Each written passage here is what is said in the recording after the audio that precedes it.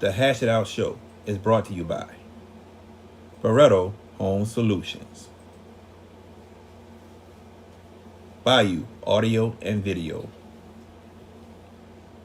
Hot Works on the North Shore, JFK Martial Arts in Mandeville and Covington, Black Hawk Hauling, Lil Dizzy's Cafe, Wags Food and Culture, Moe's Pizza, The Green Law Firm, Personal Injury Attorney, Drums Earwear.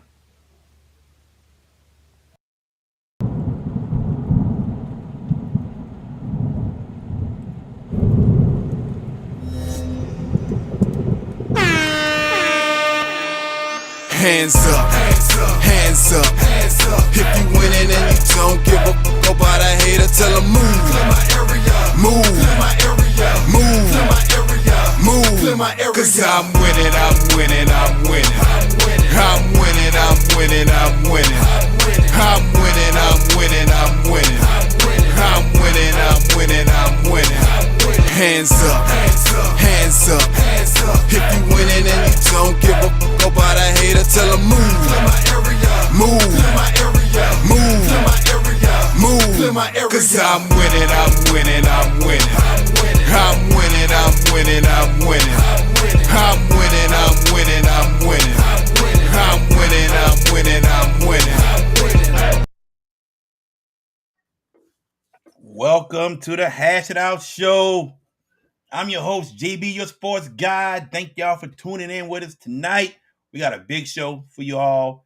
We have Lou Valdin, the former head coach of the Hahnville Tigers. He will be joining us tonight at 9 o'clock to talk about his coaching career and, of course, the battle on the river, Hahnville versus Destrehan, which happened this Friday night.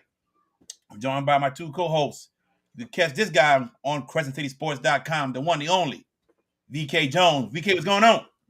What's going on, people? Man, we appreciate you joining us. The best sports talk in the state of Louisiana every Tuesday and Wednesday, 8 p.m. You know what time it is. Like, share, tag, and subscribe to the Hash It Out Show on all social media platforms and on YouTube Live and Facebook Live. We got a lot to talk about tonight, and it's good to be here in week number 4 of football. That's right. Also joining us, you can catch him on CrescentCitySports.com. Also, the one, the only, George Peppers. What's up, GP? What's up, JB? I'm good, VK. I hope y'all are good tonight. One more day of work. I tell myself I can do it. I think I can. But I'm here with you guys tonight. It's gonna be a big show. We got Lou Valdin, like you mentioned, at 9 o'clock. Somebody I know from my days at John Everett. He taught me at Everett my sophomore year, was it? Yeah. Okay. Then sure enough, the world is a small place because he taught Emmanuel at Shaw, my brother. So looking forward to that. Wonder if he's looking forward to that. I mean, who's not looking forward to that game Friday night at Hahnville Destrehan? It's one of many on the schedule. But man, let's get going, baby. We got games to pick. We got sports to talk. Let's do this. We got games to pick. We're going to start off with our pick'ems tonight. We usually say that to the end, but Coach Valdin can't come on until 9. We're going to start with that tonight. My guys here didn't give me their total of last week's pick'ems, but the total overall for all 3 weeks. But I think I can say VK Jones with a 22-6 record, or maybe a 21-6. We got to go back and do some math because I got 27 games on mine. He got 28. We'll figure it out. But either way, I think VK Jones can probably sit there and say he is our week 3 winner, so we can clap for him. Trepidantly, sir. Trepidantly. Give him one it's all in fun, but no, I gotta ask, did you, VK, I don't think you don't count St. Charles and Sterling from last week. I didn't count that. You did not? Okay. Hey, do you notice we got a math problem all the time when it comes to VK? The first week we had a math problem, we got another math problem, but we're going to get it fixed. It's not on the curriculum. Might not be on the curriculum at St. Aug. I don't know either, man. We're gonna get it fixed. We're gonna straighten it out, VK. Yeah, we got to. VK probably. You know what he's telling us now. So it's 27 total. I got 27. Okay, we're gonna go back. Are we sure? We're gonna go back. We're gonna fix it, VK. It's all good. Because I Yeah. could be wrong, you could be wrong. One of us miscounted. We'll get it right. It happens. Yeah. What's up, Power City TV? What's going on, man? Hit that subscribe button if you don't Oh, mind. Guys, let's get into it. We're going to start with some Thursday games. We're going to start in the Shreveport area. Benton, 1-2, going to take on Airline, 3-0. Their district play is getting started. I picked Benton to win that district, and things just ain't happening the way I thought it would. I'm going to go Airline. VK. I think the Airline Vikings, they're off to a really good start and they're really starting to roll. This is a huge game for both teams. It's a must win for Benton to try season fix. But I'm going with Airline to send a message that there are big time contenders in that district. GP. well, we picked, Jared and I took the L last week with Benson when they played Newman, right? That's right. And I don't know about that. I'm looking at that scoreline prediction at the left. And thank y'all for commenting, for everyone here that puts their thoughts in, and we appreciate that. But we're going to just bail on Benton. I mean, yeah, Newman worked them pretty good on the road last week. Now Benton gets into a more conducive environment in district play, and Airline is off to a nice start. But Jared, you were high on Benton. Now you're jumping ship. Yeah. I don't know. You know what? I think the Vikings are legit. They are often like VK mentioned, the 3-0 is a solid start. I'll trepidantly go this way. I'm going to regret it, but I'm going to take airline and agree with you guys. All right. Okay. The comments are coming in, man. They are talking about all get caught Ooh. already, and we didn't Wow. get to And they're that kicking it. Thank you guys for the comments, man. See, I'm gonna tell you this. Y'all done stirred VK Jones, man. Y'all need to chill. I'm not stirring. You're not stirring me. I'm just You loving. good? I'm just loving this banter early. Oh, Yes. banter. Sounds like some slander, not banter. Let's get Bruh, there's a difference, baby. to the next game. 48. Oh man, I love it. Please. I love it. We love y'all. Thank y'all so much. Bird. 0-3 start. Very surprising for CE Bird. On this 0-3 start, they're going to Captain Shreve. Can Bird get their first win over Captain Shreve? I think it's a close game. I think Bird gets the first win in a 4-point victory. I got Bird. This is a tricky game because of the fact that Captain Shreve has not been a bad program these last couple of years. It has not been a bad program. But at the same time, you know, I ain't gonna lie, Captain Shreve has to get over so many humps to get where they need to be to become a decent program that they are right now.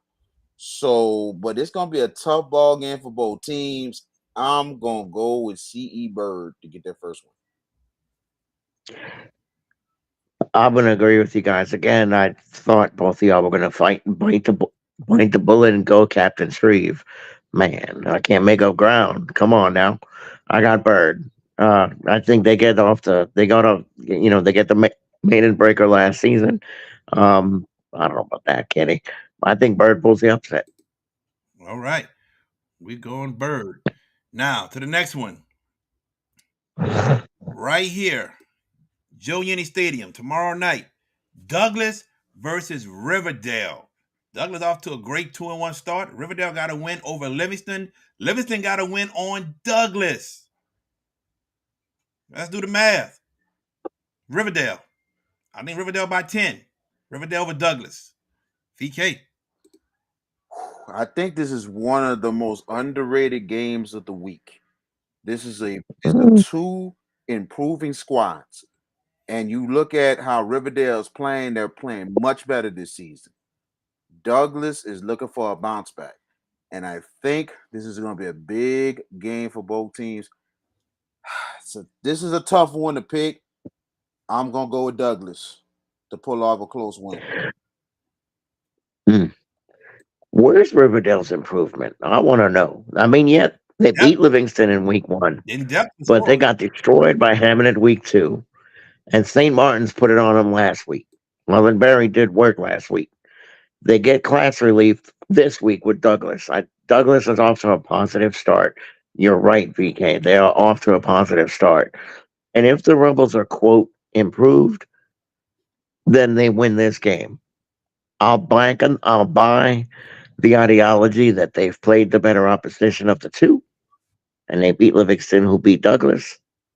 I'll take Riverdale All right. by All right. 10. There we go. Before we go further, is the fact that you look at the two opponents Riverdale has played. You know, Three. Hammond has improved a lot. Undefeated. They I have. said it myself. Hammond's making a push this year. You see what they did at A Meet. That's a dangerous squad. So with that being said, and then on top of that, against St. Martin's, and remember, they did have the lead on St. Martin's early. So it wasn't They like they did. laid down. The thing with Riverdale, I didn't say oh that. yeah. I'm just saying that the improvement of Riverdale is the fact they have depth for the first time, maybe ever at the school. And that helps them a lot per game. But I think it's going to be close. But, you know, I think we do agree with each other, George, that, you know, that Douglas, you take it, Riverdale. I forgot. We kind of disagree on it. But Yeah, regardless of the I'm on the fact, I Rebel think train. it's going to be a really good game tomorrow night. All right. Friday games. Alexandria is coming down to play East Ascension. Coach Darnell Lee always schedules tough for his non-conference games. He's played West Monroe. He's played Destrehan. He got De La Salle coming up, and he got Alexandria. I got Darnell Lee and East Ascension winning their first game over Alexandria. I went against Alexandria last week, and I went against Alexandria last week, and I got burned. Me too. We all got burned. Not I me. know, not George. No, I didn't. You sure didn't. You know what I'm saying? But no, actually we went against them. We went against them and they burnt us. So Alexandria getting some momentum this week, but I think East Ascension to get it done in a very, very close game. It's gonna be another good one that people are not talking about. I'll stand proud, and I took Alexandria. Why? I told y'all, just Curtis, the name shows up. The level of play doesn't. Not yet. Alexandria, I knew had the backdrop to get the win last week. This week's a different challenge. They play an East Ascension team that, if y'all were tracking that game last Friday night at Destrehan, they were into the third quarter in front. Destrehan took the midpoint of the third quarter to find their first lead, and Destrehan got the win. I think this is a very entertaining game. I think Alexandria's offense is going to have to out tempo East Ascension and jump in front of them and see how the Spartans play from behind. Sure, the Spartans are on 3, but as you mentioned, JB, they've played some big boys on that schedule. I think that serves them here in a very close affair. East Ascension by a field goal. Okay. Dunham taking on Ascension Catholic. I'm going to go Dunham. This is gonna be. I'm gonna tell you this. I don't know about you. I thought week 3 had a lot of interesting matchups. Week 4 got some interesting matchups too. I tell you, man, this is another good matchup between these two teams. I think Ascension Cat is gonna give it all they have, but I think the experience of Dunham is gonna come up big. I think Dunham will take it. Here's where the push starts. Dunham got to the state title game last year and had St. Charles dead to rights into the late part of the fourth quarter and gave it up. 2-1 start this year. Ascension Catholic is legit.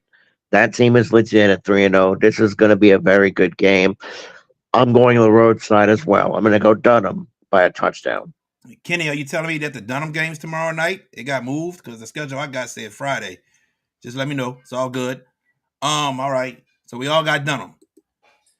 Moving on.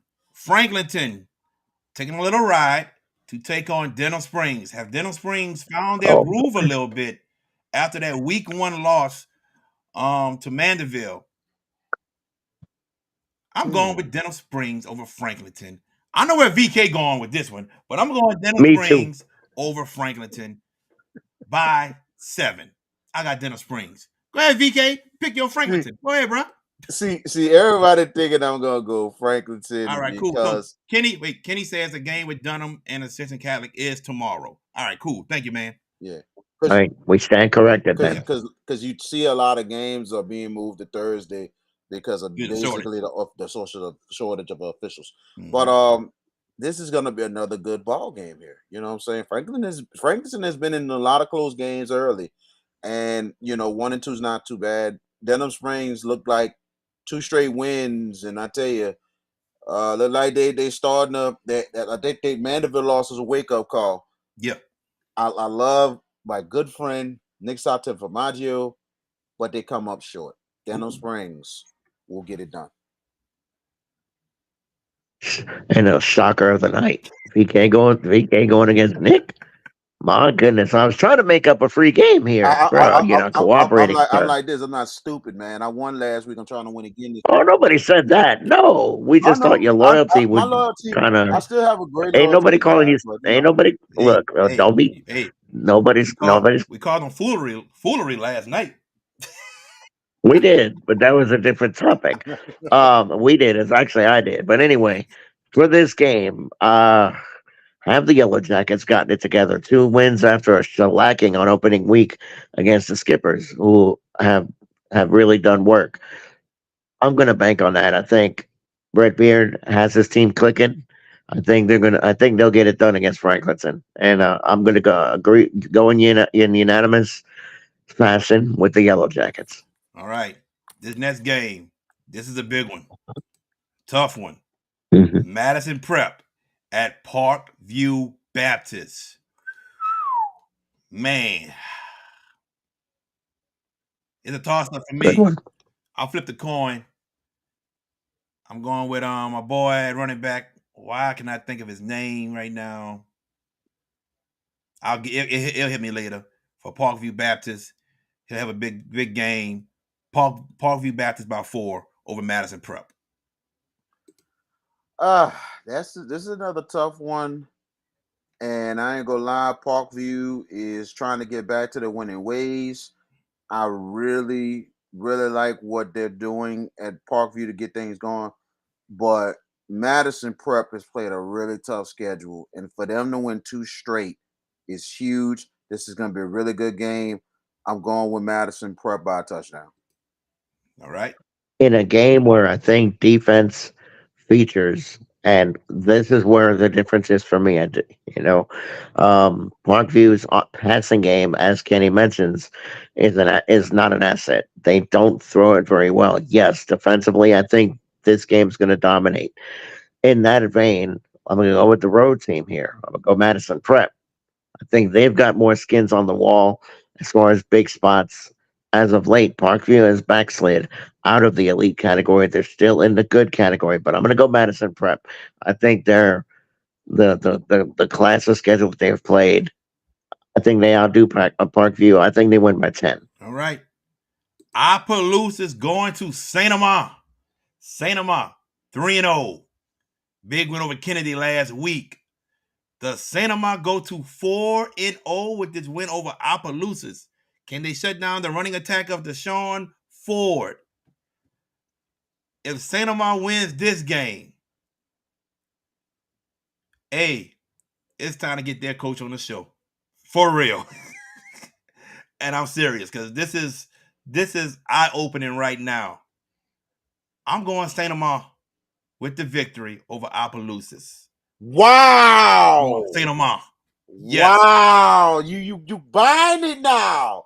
Now you see where I've been coming from. You're starting to see it. I didn't say all that. But go ahead. I'm saying you're starting to see it a little bit because 9 times out of 10 you'd have picked Opelousas. This is a big time test now for Saint Amant. They've won 3 straight at home and came up with a huge victory against Kennedy. And I'll tell you one thing, this game is going to be a very, very good game here. Opelousas has great all-around talent. They had a great victory last week.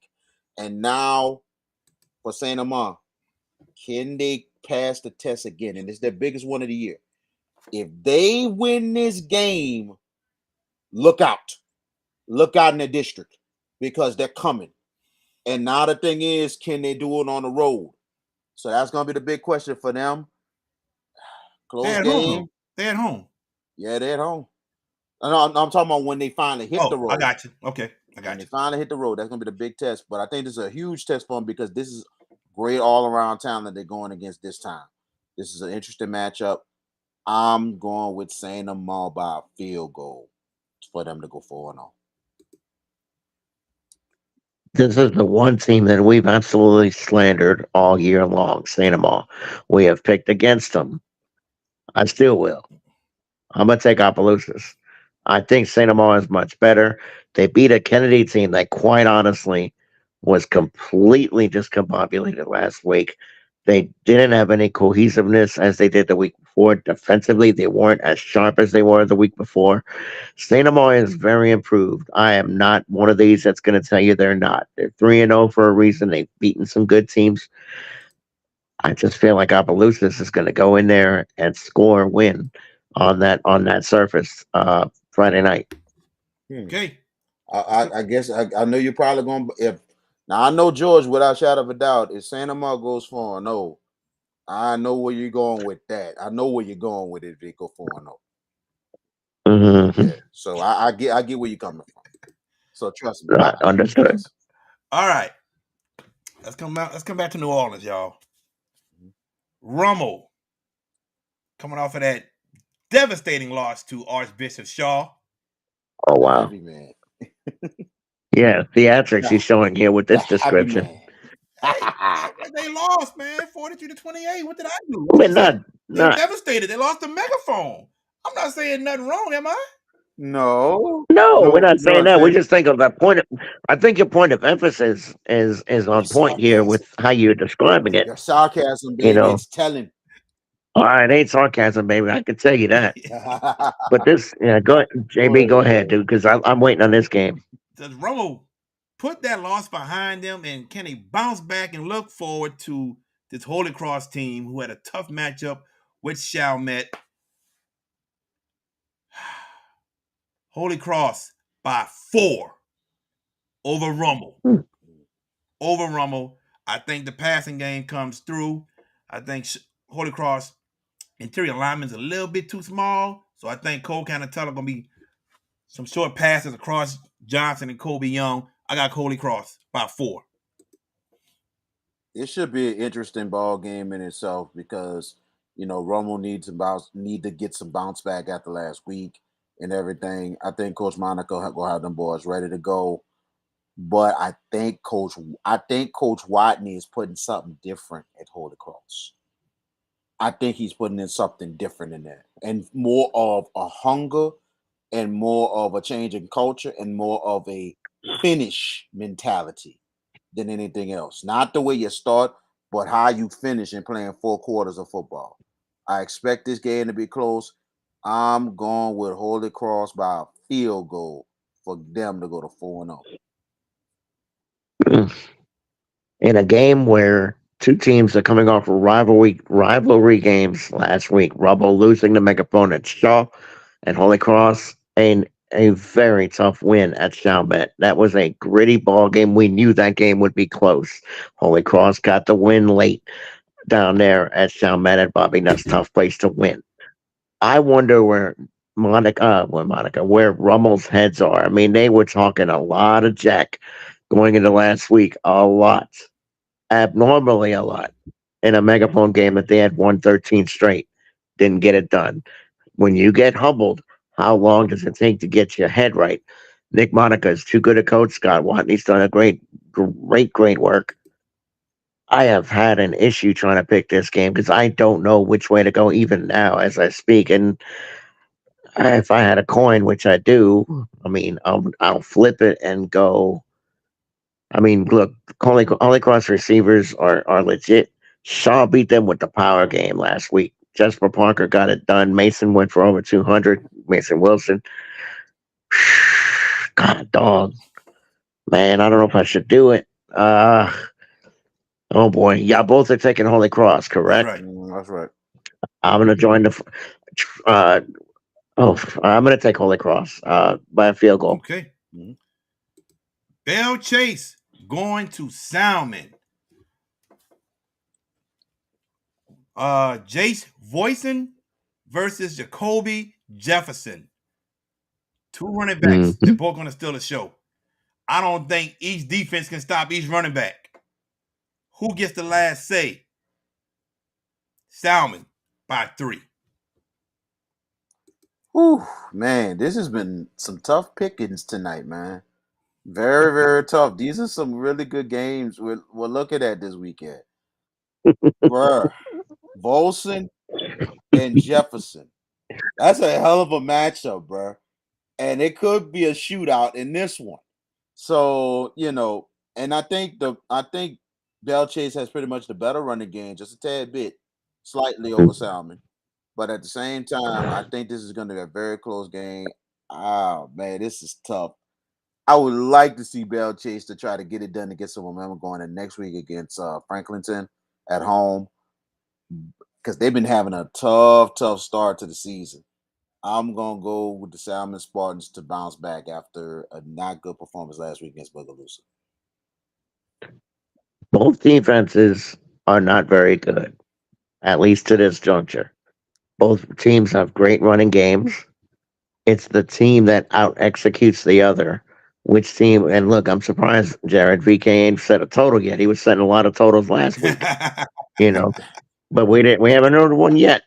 This game could be high scoring, guys. It could be. In that sense, I'm going to go with the Spartans by a touchdown. Salmon, my pick. Cool. I didn't pick any. I didn't go any points. I didn't go any high over unders yet because I expect these games so far is close, and I just don't. I don't see high scoring or shootout yet or low scoring. I just see very good competitive games. Cool. Back to the West Bank, where the megaphone resides. The Bonneville Bruins are coming to town to take on the Archbishop Shaw Eagles, another East Bank team coming to the West Bank. Shaw. I'll leave it at that. Why? Why, Shaw? No. Why this game should be on the list? This should not be on the list at all. This is unfair. Give you a chance to get a win. No. That's fine. That's fine. But I'm saying, like, when you know it's obvious, nothing wrong with it. But I know we got to give Bonneville some love, but we know it's program still in transition. That one game might help you win the whole thing. You never know. You're right. Exactly. You're right. I'm just saying. Now, this game, I could definitely say it'll be take the over 35. Take the over 35. Shaw game and Kenny Ramalette, thank you. You just spoke it for me. This game will be over at halftime. It might be over at the end of the first quarter.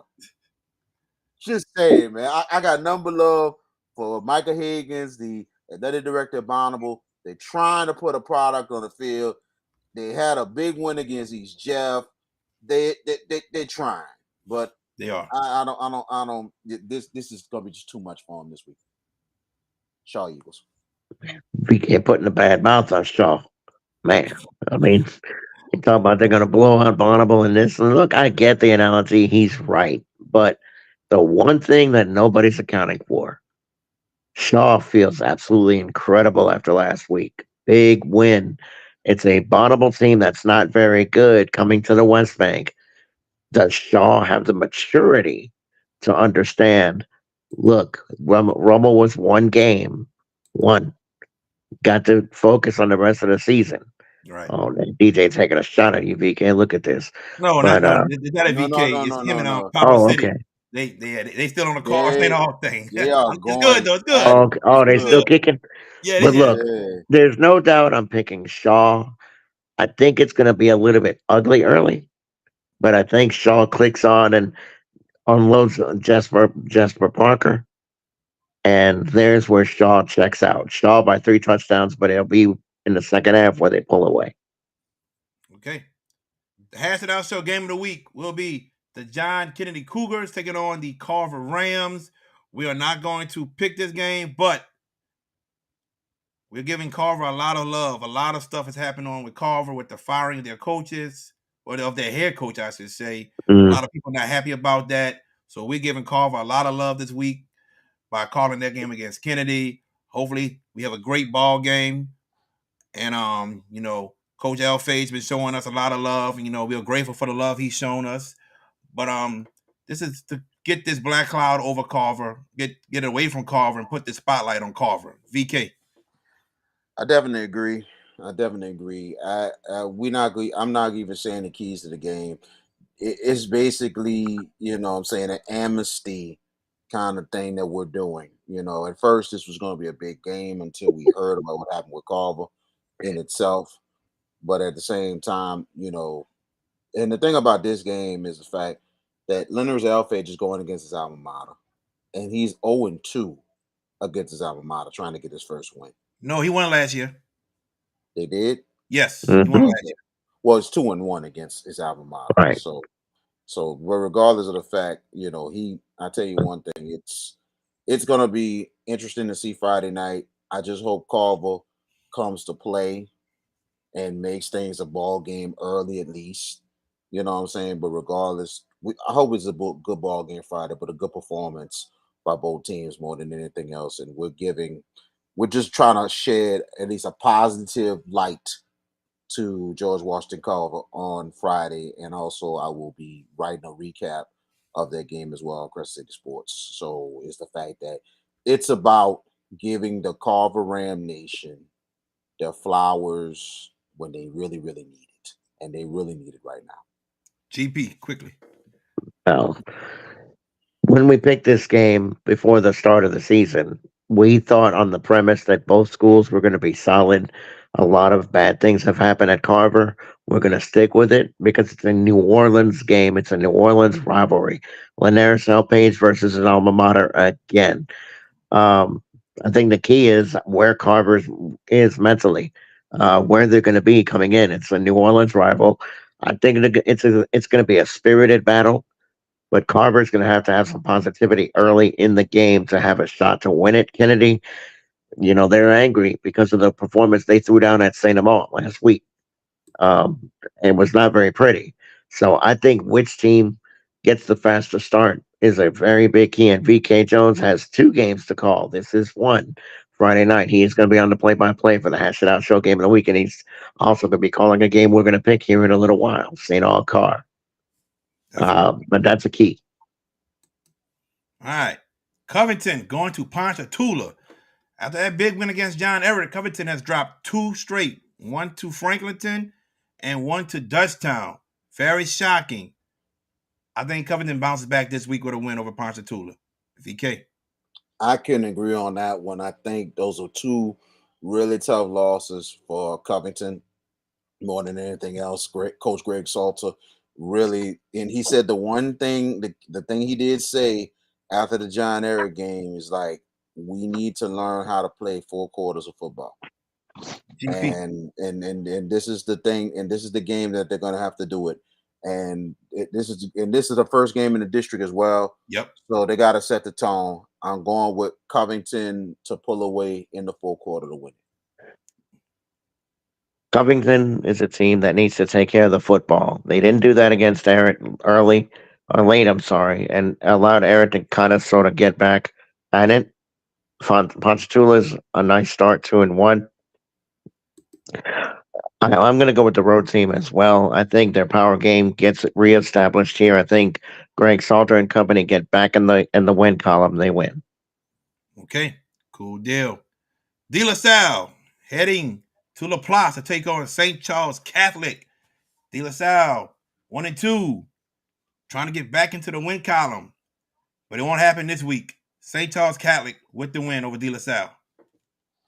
I was honored to go to the St. Charles Catholic Quarterback Club yesterday, and it was really good to be in that fellowship and all that stuff, and all that, the fan base and all that stuff. It was very good, very very fun to talk to those people. But the way Coach Wayne Stein was talking, the one thing he said about the De La Salle game coming up Friday, 2 words from the famous Deion Sanders: it's personal.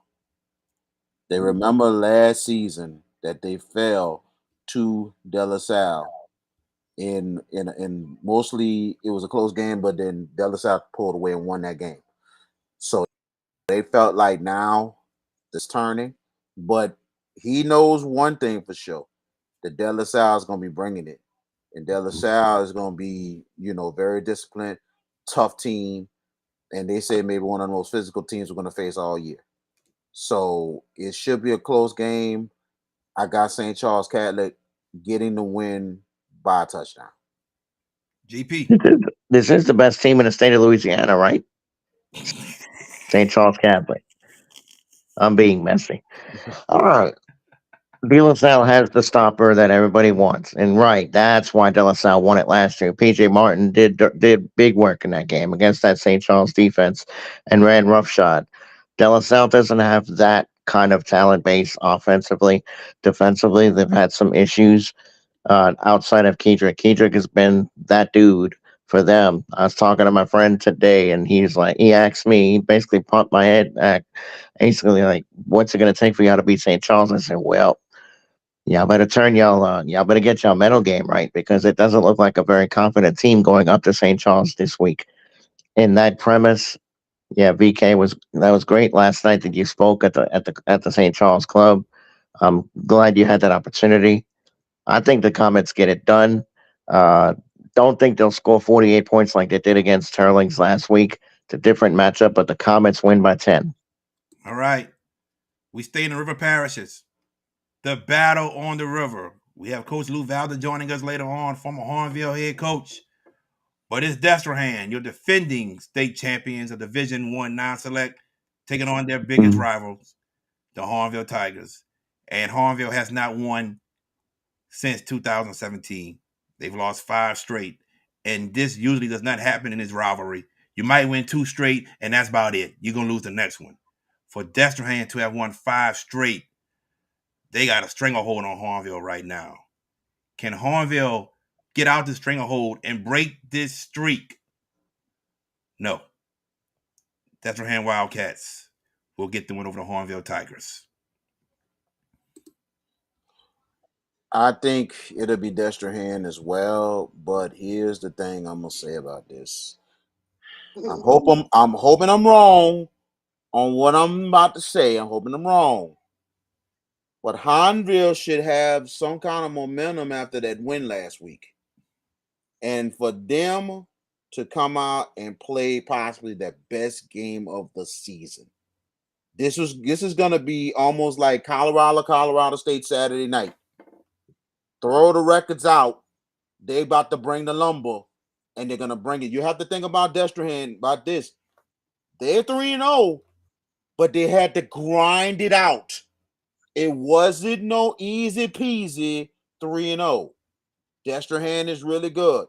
Like I said, their defense is carrying. Shane Lee handling his business, but they had to grind those games out. Expect this to be a close game going to the fourth quarter. Destrehan grinds it out one more time and gets the win. I'm tempted to pick Hahnville. I feel like the eggs in the basket theory. I'm tempted because look, they did eke out a win over North Shore, and Destrehan just defensively has been monster good. Offensively, it's been Shane Lee and a cup of tea. They haven't to the eye test as a team. I'm not sure Destrehan is that team that they were last year yet. I think they can get there. I think there's some growth that has to happen here, and I think this is where it's going to happen. I thought about Hahnville because I respect the rivalry, and yeah, Jared pointed it out. I was going to bring it up if had he not. That this has not seen Hahnville win this since 2017. That's too long, John, for Hahnville's fans, and they're hungry. Yes. And it's at Hahnville, and that place is usually a rugged place to get a W. Hahnville's going to play spirited. They're going to compete, but I think Shane Lee is going to be too much late. Destrehan by 7. Okay. John Eric traveling to Bogalusa. We saw Bogalusa against Slidell. They struggled. But Bogalusa last week, like the team we think of, so which Bogalusa team shows up, VK? That is my question. I got John Eric by 10. I got John Eric. Over, under, take the over and 40. This is going to be a shootout. I smell it. John Eric can score the ball. They finally found a playmaker in Daniel Quinn. What's up, Chase? And then on top of that, you got Bogalusa that can score the ball at any time. So I'm saying that this is gonna be a shootout here. I got John Eric getting it done by a touchdown. I think Darnell Quinn, that's the quarterback you're talking Yep. about. Yes. I think Reggie Rogers did did the right made the right move, taking out Chanot, who we saw in week one at Covington, and he made some throws, but the inconsistency was there for all to see. And we saw that in week two, and when their offense struggled, but that's Destrehan. That's DJ. That's what I said to Jared and VK. I think the Eric run defense is scary bad. They did win last week, but Booker T's very limited. Very. No Arnold Barnes. I knew that would be the win that they'd get. This is a swing game for Eric. Um, I'm going to go with the Patriots by a touchdown. I don't think Bogalusa has that kind of grinded out kind of game that they need to win it. I'm going to go John Everett by 7. All right. My boy Ron in here, old lineman from John Everett. He in there. Hit that subscribe button, my brother. Yes, indeed. He letting you know, DJ13. He letting you know, bro. Yeah. It will over 100 comments. Thank y'all so much, you guys. Continue the interaction up in here. And I know, and there's a lot of Facebook. Actually, there's a lot of YouTube comments. I know the Facebook comments are gonna come through as well. But man, it's a lot, you guys. We appreciate the support. For sure. All right, guys, we got to pick it up a little bit. We still got a lot of games to pick. Yes. So let's pick it up a little bit because we got Coach Valdin in about 15 minutes. So let's pick this up. Hammond at Fontainebleau. I got the Hammond Tornadoes in a close one because Fontainebleau has been impressive also. Very much agreed. This could come down to the wire right there. Another great ball game. I'm going with Hammond as well to go 4-0. GP. This district is tough as all get out. I'm gonna go Hammond as well. Close. All right. Rematch from last year. Newman went up to Manny and lost. Manny comes to Newman this year. Manny lost their first game. I said, don't count Manny out. And they bounced back by winning 2 straight. But I think Newman this year gets their revenge on Manny. I got the Newman Greenies. Newman, big time payback game. Newman by 2 touchdowns. Greenies win. I think that the spotlight that I told you guys was going to be the beneficiary that no Manning on campus is going to actually help them. Now they can focus on football and focus on the field product, and it's paying off. Greenies by 14. Right. Back to the North Shore. Slidell, 1-2, going to St. Paul's. Both got outstanding defenses. I'm gonna go St. Paul's in a close one over Slidell. Oh, you're going against the mentor. Sorry. One of your mentors. Wow. Sorry. I think this is going to be a very close game, very entertaining. This is where we kind of disagree. I'm going to go with the Slidell Tigers and Multiscopo to get it done by field goal. Very close game. I'm a believer in Slidell's defense. I know they've had a tough road to hoe early. I think the Tigers get a bounce back win. I think I'm going to go Slidell by a touch. All right. South Plaquemines coming in town to play Sarah T. Reed. Sarah T. Reed is an improved ball club. 2-1. They'll be 2-2 after Friday night. South Plaquemines, Coach Loud Feet, they get the win. This is very, very conflicting. Loud Feet, somebody I covered over the years. Etheridge Foster Jr., my little brother. Yeah. Man. I gotta go with South Plaquemines. They're the better team. Going with South Plaquemines. George? Hurricanes. Hurricane. I'm here. I'm just waiting. I was waiting on VK to finish.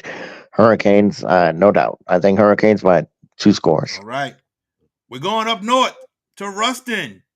Lafayette Kristen against the Ruston Bearcats. Wow. Woo! Good Man, it's about to Lord. be up and on and diggity, all them words. You can say it off the chain, whatever, them phrases. You can say all that. But I did say Edna Carr and Lafayette Christian are the best two teams in the state. I did say that. I know George said it too. Somebody else over here said St. Charles is number 2 over Edna Carr. We won't get into that right now. Yeah. Ooh, everybody's saying LCA, Rustin too slow. Woo! I got LCA. I got about double digits. LCA. Like by 13, 14. I think it'll be their closest game to so far this year. I got LCA. Ooh, this is gonna be interesting in itself. Man. If you gotta go for the juggler, you gotta go for the juggler if you're gonna try to win the week. And I'm gonna go for it. I'm going with the Ruston Bearcats to get it done, to give LCA their first loss. Ruston looking for the big bounce back to send a message to the state and saying that we're still one of the best teams. And then on top of that, they got LCA at home. So this is gonna be interesting. This comes down to the wire. I love Jawan Johnson. I love what they're doing at LCA, but I think Ruston needs this bounce back. I think Ruston wins by a field goal. George.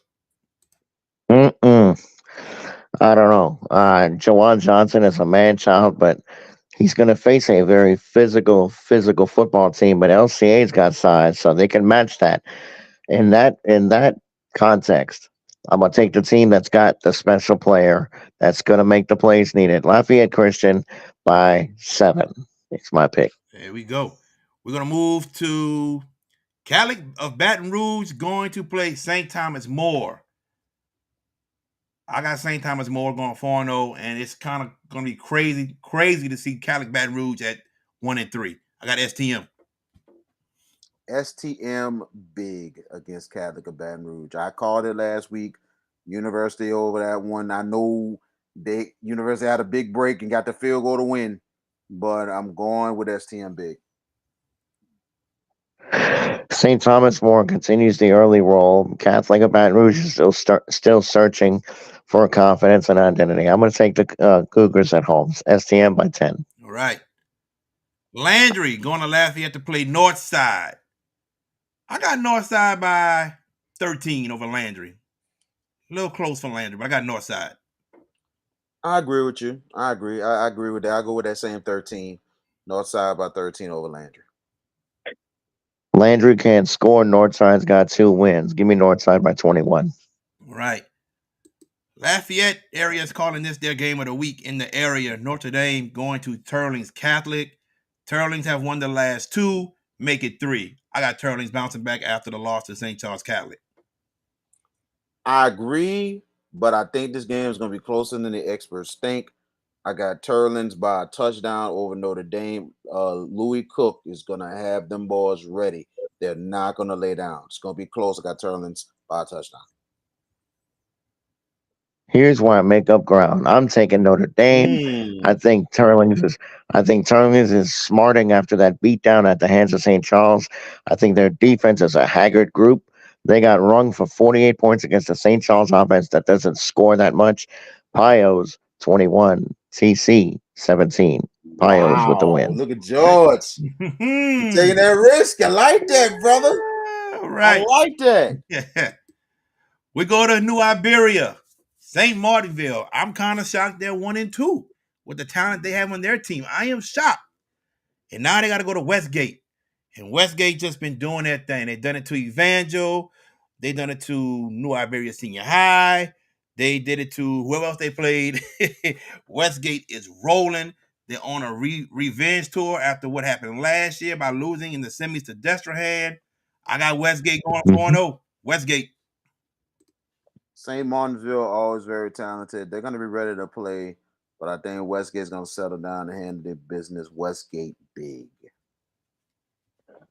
Deceptively good game here. St. Martinville, I think they're better than 1-2 with what they've got on that roster. Westgate was toe-to-toe with Evangel last week. Close game at home. I'm going to take Westgate as well. But I think this is a close game. St. Martinville's got the character test here this week. This could be the one that could turn their season if they pull it off. I don't think they do. I do think they give a good effort of themselves, but Westgate gets it done. We move to our Saturday games, and New Orleans Dolphins will answer your question when you get to that game. Booker T. Washington taking on Warren Easton. Can we all agree Warren Easton bounces back? Name your score. Name your score. That's all I got to say about that. Oh, okay, are you sure? Because Warren Easton put everything in the basket last week and got their brains beat. Booker T has nothing for them, though. Sorry about the tease, y'all. Take the Eagles. Sorry about the tease, y'all. But yeah, Warren Easton's gonna win, and they can name the number. They didn't even get a score. Booker T did against Everett. Now Warren Easton scored twice on Carr, but that was against the twos in the fourth quarter. I think the Eagles are gonna smarting. I'm curious where their mental state is early in this game, though, because they put everything into that game last week. What do they have against a bad Booker T team? I think that talent base is going to do just more than enough. I think Fredericks Robinson's going to go off. Donaldson's going to bounce back. Warren Easton by 4 touchdowns. And I looked at I finished looking up the highlights against the Carr and Easton game, and it's like I said, I think Carr beat them worse this year because of the fact it just not the mental mistakes one, but for two, some of the plays just total annihilation. Mm-hmm. Yeah, total annihilation. Just bad. Totally agree with you. All right, here we go to the West Bank. 2:00 or 2:30, 1 to 2 Saturday. McDonough 35 taking on West Jeff 35. 35 big against the Buccaneers. How are they 1-1?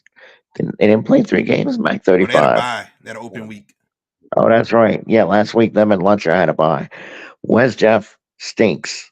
I talked to a good friend of mine at work today who was at the game. He worked that game last week. West Jefferson, it's a myriad of problems.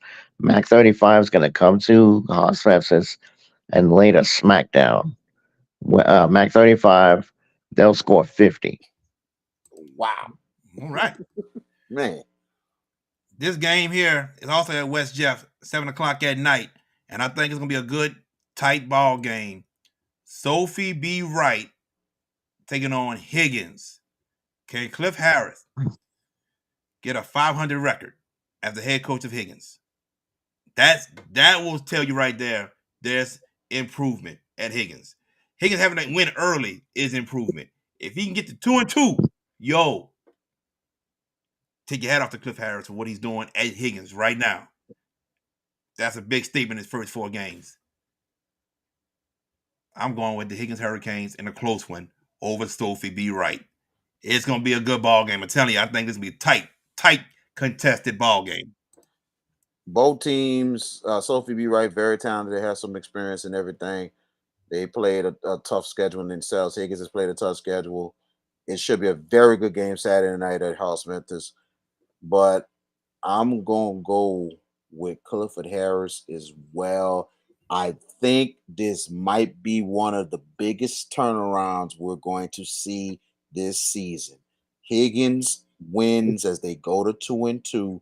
If this keeps going, they could contend for the district. Not win it, but they could contend. This could be big time hope for LW Higgins. Go ahead, George. Not like a little hype machine, baby. That's what we do. Look, Sophie B. Wright's had a decent start to things. Higgins' only loss was the 42-0 shellacking to Kennedy. They beat Livingston Charter, or they came close to Livingston. They got bopped by Kennedy, and they clobbered West Jeff. I think you guys are right that it's going to be close, but I'm going to go with Higgins. I feel like Clifford Harris has got a little something. Momentum's a funny thing, and that win against West Jeff last week, the way it was achieved, that way they dominated, I think Higgins is feeling good about themselves, and they're going to get another good win this week. Higgins. Carly Johnson. Yeah. I'm laughing at VK, man. I'm laughing at VK. Hey, I'm like this, bro. I'm a person that like to give hope, and the thing is, what we seen these first couple of days of LW Higgins, this sound like it's a better product, and he's trying. Most definitely. We talked to a couple people that are close to Clifford, and he's really trying this season. All right. Hmm. Our last game we're picking before we get to Coach Lou Valdin. It's the one everybody who was commenting just started off the get-go. Boom, boom, boom. You know, they were talking so much about it while we talk about other games. Edna Carr taking on St. Augustine, 7 o'clock, Saturday night at Tad Gormley Stadium. Got people saying St. Augustine going to win this game. They're going to bounce back from the loss from Zachary. Edna Carr, to me, showed why they are still the best team in the state after beating a talented, very talented Warren Easton team. So who am I going with? I have Edna Carr winning this game by 17. Edna Carr by 17. It won't be as big as a blowout as it was against Warren Easton. It'll be a little closer, but I think Edna Carr by 17 over St. Augustine. Well, if you want to also know as well, this game will be broadcast Saturday night on Crescent City Sports. I wanted you to say that. I will have the call of the ball game. I'll be doing the play-by-play, so I will not be picking this ball game. I will give you some keys more than anything else. Edna Carr, total annihilation last week against Warren Easton.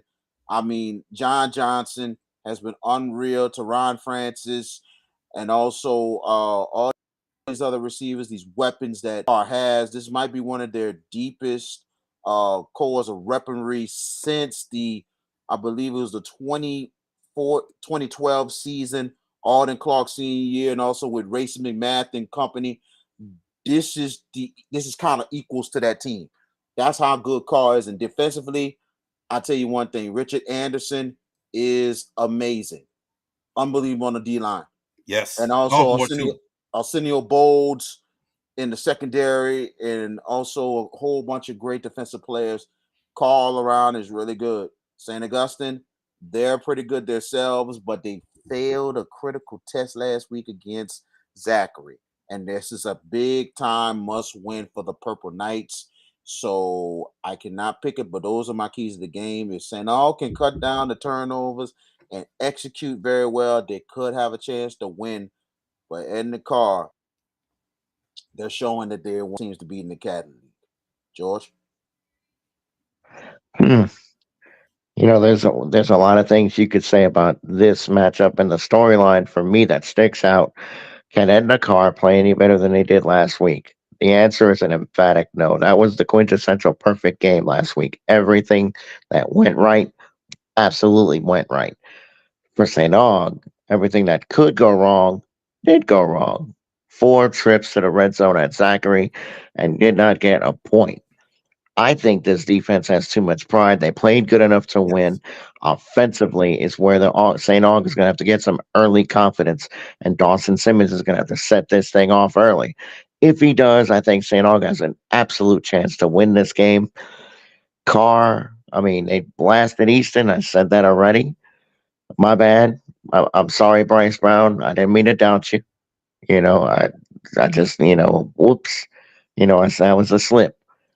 Tonight, I'm going to pick the Edna Carr Cougars, and VK Jones is going to have us for lunch, JB, if the Purple Knights win. Because I think all 3 of us are going to be in the building in some fashion for this game. Definitely. I'm going to take Edna Carr, and the crowd is going to be electric. I'll say this: that crowd is going to be absolutely jacked for this game, and because they bring it, the Dallas Cowboys of the New Orleans area. That's the St. Aug fan base. They're going to be disappointed, but be proud at the same time. St. Aug plays a great game, but Carr steps up one more time and gets it done. All right. Ladies and gentlemen, we're going to take a quick commercial break. And when we come back, we will have the former head coach of the Hahnville Tigers, Coach Lou Valdin, joining us. We'll be right back.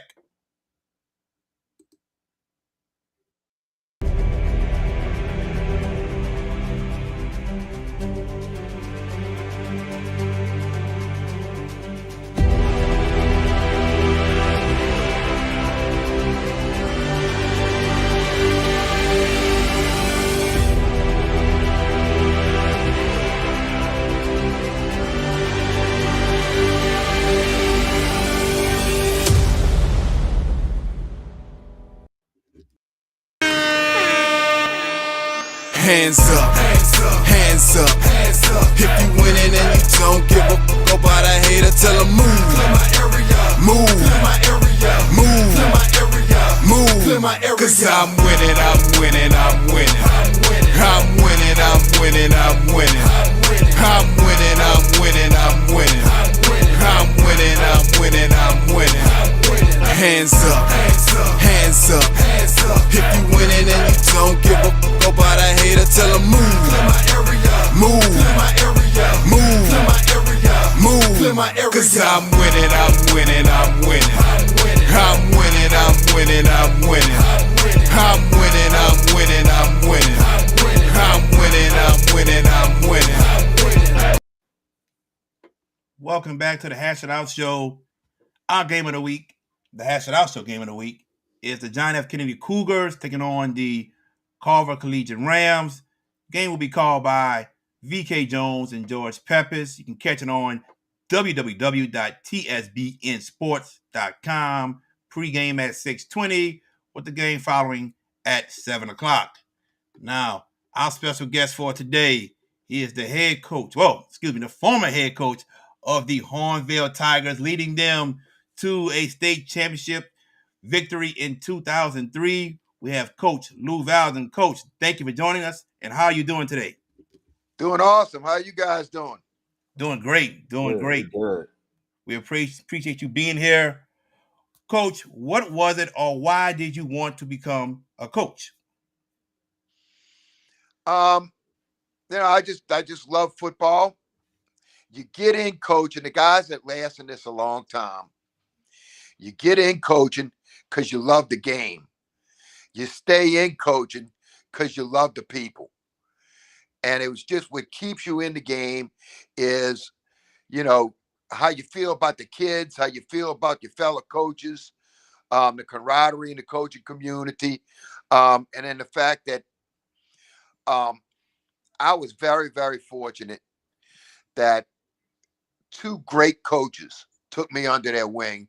Coach Joe Zimmerman, who gave me an opportunity to coach, and Coach Hank Taney, who made me a pretty good coach.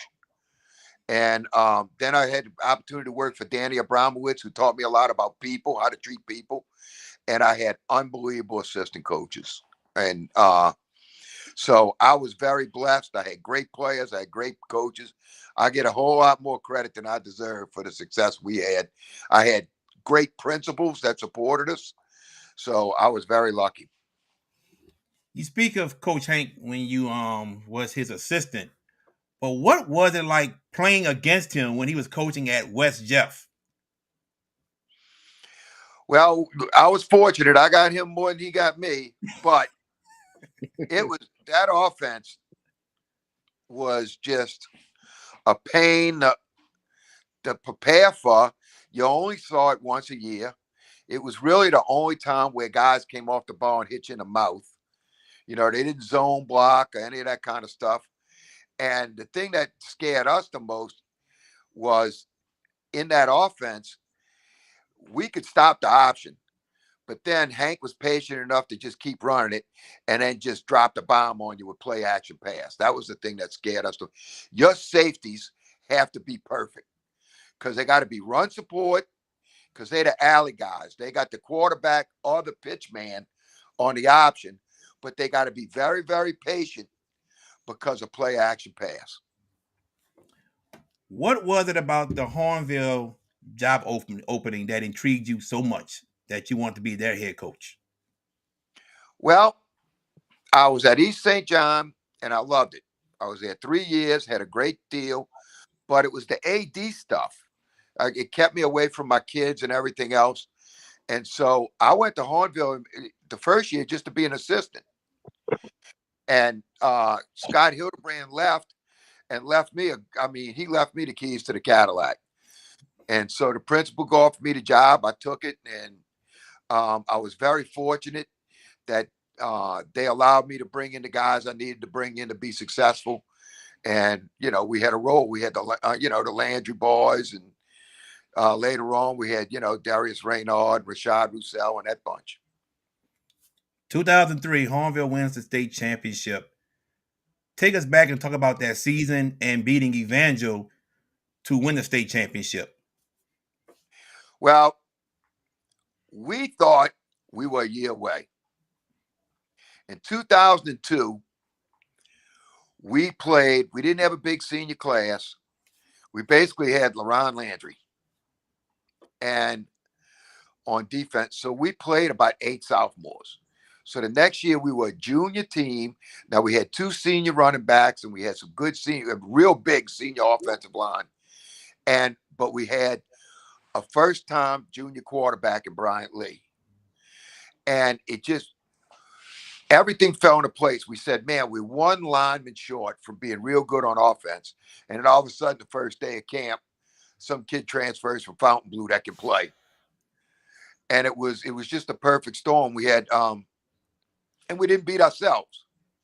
And it was great camaraderie with the kids. The kids were very, very close. We needed a safety. Brett Knockhand came out for basketball, said he wanted to play football. We picked him up. We needed a punter.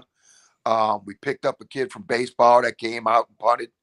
And so we just, everything fell into place. But I think the biggest key offensively was we had an unbelievable offensive line. The smallest kid we had was 268, was the center. Wow. Coach, this upcoming Friday night, it's the battle on the river. It's Hahnville. It's Destrehan. It's at Hahnville this year. Talk about the rivalry between Destrehan and Hahnville for those who may not know much about it. I hated it. Wow. And Steve Robichaux might not say it because he's a little more politically correct than me. He hated it too. We always said the happiest guy in the parish would be the guy that wins, and the second happiest guy in the parish is the guy who loses, just to get it over with. It's not a friendly rivalry. I mean, they can't stand each other. And it's not the players, it's the community. They had kids, they had people arrested, adults even, arrested last night for shooting paintballs at each other's schools and stuff like that. I mean, it's just, the parish uses that to showcase every little thing, from letting loose red balloons and pink ribbons. It's everything except football. And it's just such a distraction. You go into practice after you're getting ready to practice. You go in the locker room, it's filled up with garnet and gray balloons and just silly stuff like that. And it's just it's just not a very friendly deal. And I just went I was fortunate when I was at East St. John. When I was at Hahnville, that's when East St. John was rolling too, with Paraloo and all those cats. Mm-hmm. And we enjoyed that rivalry a lot more because it was just about a football game. Coach Robichaux, you mentioned him. You guys are very, very, very good friends. Talk about your friendship with Coach Robichaux. Well, I mean, it's easy to be a friend with the guy that has the same job you have. I mean, it's the exact same facilities, the exact same situation. We played the exact same teams, and people couldn't believe that. People couldn't believe that we were friends. You know, I didn't go to Hahnville. I'm a Shaw Eagle. Steve Robichaux, St. Charles Common. You know, that was our jobs. But people couldn't believe that we would even speak to each other and all. They thought you had to hate each other. You know, if you had Hahnville, you had to hate Destrehan. If you had Destrehan, you had to hate Hahnville. I mean, when I got out of coaching, they sent me to elementary school for a couple years. And Hahnville Destrehan week, they had teachers that had kids go to Hahnville, were scared to wear their Hahnville stuff to school. I mean, it was... Wow. Before I pass it on to VK, the game itself, Destrehan and Hahnville, what is one of your best memories of that rivalry? I think in 2000, they hadn't beaten Destrehan in a while, and we came in, we beat them 7-6, and that was a really good one. Now I got a couple of them that aren't very good. In 2006, they were a lot better than we were, and we were beating them. and they got the ball late, and Reed catches a pass the last play of the game, right at the pylon to beat us. The next year, Destrehan is the best team in the state. We're beating them, and they're going to kick. We're beating them by 3 points. They're going to kick a field goal to tie the game. It's a bad snap. We sack the guy. We storm the field. It's over. There's a flag on the field. They penalized Destrehan for an illegal snap. I was at that game, Coach. Yes, I remember. Okay, I decline it. We win. No, we screw. The ref said no. We messed up. We should have blown it dead. They penalized Destrehan 5 yards. They kicked it again and made it, and they beat us in 3 overtimes. And in typical Hahnville Destrehan form, my house was vandalized. Oh God. Oh my goodness. Jesus. Wow. Go ahead, BK. Coach, it's good to have you on. We appreciate everything that you made the time out to come and join us tonight. You know, I have to go a little way back, and some people sometimes don't understand a little bit. You know, some people like they always rave about you and everything, but people forget that Coach Valdin turned things around at East St. John and to get them on the map. And that's why I discovered you at a long time ago. And I'm like, especially with me watching it and before I became working in the media, I was like, man, this Coach Valdin know what he's doing, because East St. John wasn't like that before. And you really turned around that program over there. And then also Coach Doltree took it to another level. And Coach Stevens took over for me and did a good job, and then Doltree took over for Ronnie. well, okay. Yeah. And how it was for that program to continue to maintain of what you started over there. Well, I appreciate the compliment. Once again, a lot of credit goes to the principal we had, Debbie Shum. When she wasn't the coach, she wasn't the principal that hired me. I got hired by another principal, Grady Hall, who was really good and very supportive. And then when Debbie became the principal, she came in my office and said, the best thing could ever happen to this school is to win in football. What do you need? And I said, I need coaches. She said, go get them. But when I looked at what East St. John had, you know, I was an assistant at Jesuit. I'd gone to, you know, I went to East St. John. I looked around the facilities. And when I saw all the things they provided for the athletes in St. John Parish, I said, you can't lose here.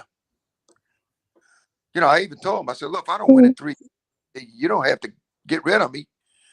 I'll know I'm a failure and I'll leave. But I mean, we just had, and we were lucky. East St. John, before I got there, East St. John was in the Jefferson Parish district, which they were getting drummed by Arrett and West Jeff and all. But that district wasn't a good district for building a program. Most of those teams didn't have freshman teams. A lot of those schools didn't have freshmen. You know, I coached at Higgins for a year. We didn't have freshmen. And so we got moved to the Bayou district, which was very difficult, but everyone had freshman team. Everyone had a JV team. Everyone played Friday nights. Everyone had great fan support. It was just an unbelievable district for building a program. And the first year we lost a couple in overtime. We went like 4-6. But then the next year we ended up having a winning season, making the playoffs for the first time ever in a long time, in like 15 or 16 years at East St. John. The next year we went 9-1, won the first playoff game ever in the stadium. And so I think we finished 12-2, something like that. But we had really good players. I mean, I had Kerry Watkins. I had Thomas Pittman, who was the USA Today defensive player in America. DeQuincy Scott, that played in the National Football League. Rodell Williams played in the National Football League. Corey Sewell, who I begged Tulane to take. And he ended up starting more games than any other player in the history of Tulane University. So, you know, I was fortunate. We had good players and they wanted to win. They hadn't had a lot of success. And when I met with the seniors, I said, what do y'all want to do? And I thought they would say, I met with the whole team. Then I met with just the seniors. I said, all right, what do you want? And I thought they'd say, we want to win the state championship. We want discipline, coach. That's what we want. And I said, okay, be careful what you ask for. You're going to get it. And I ran a few people off and changed a few things. But they really bought in. We had great leadership the 3 years I was there. And my last year there, I took 2 junior high coaches. Well, I took the girls basketball coach, Troy Giordano, who was an excellent coach. He was in charge of the freshman team. And I took Coach Payne, who had won like 1 million games in a row at Glade Junior. And I put him on the freshman too. And I said, look, I want 35 football players. And that freshman class was loaded. And when I left, Ronnie inherited, that team went on to win for the next 3, big time for the next 3 years. And then Ronnie's last year, Paraloo showed up, and then the rest is history over there. Man, I mean, that was big in itself, and it seemed like y'all really, really cared for any and anybody in that community in itself. I gotta ask you this right quick. Just your opinion on this.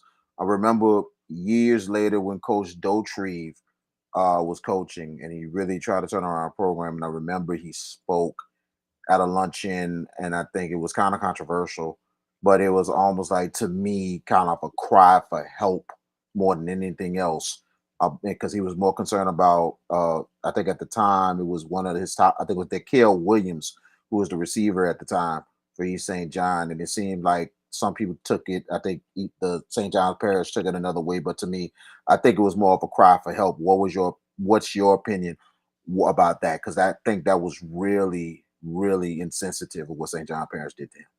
I think somebody, he must have peed in somebody's cornflakes, and they were looking for any excuse to get rid of him.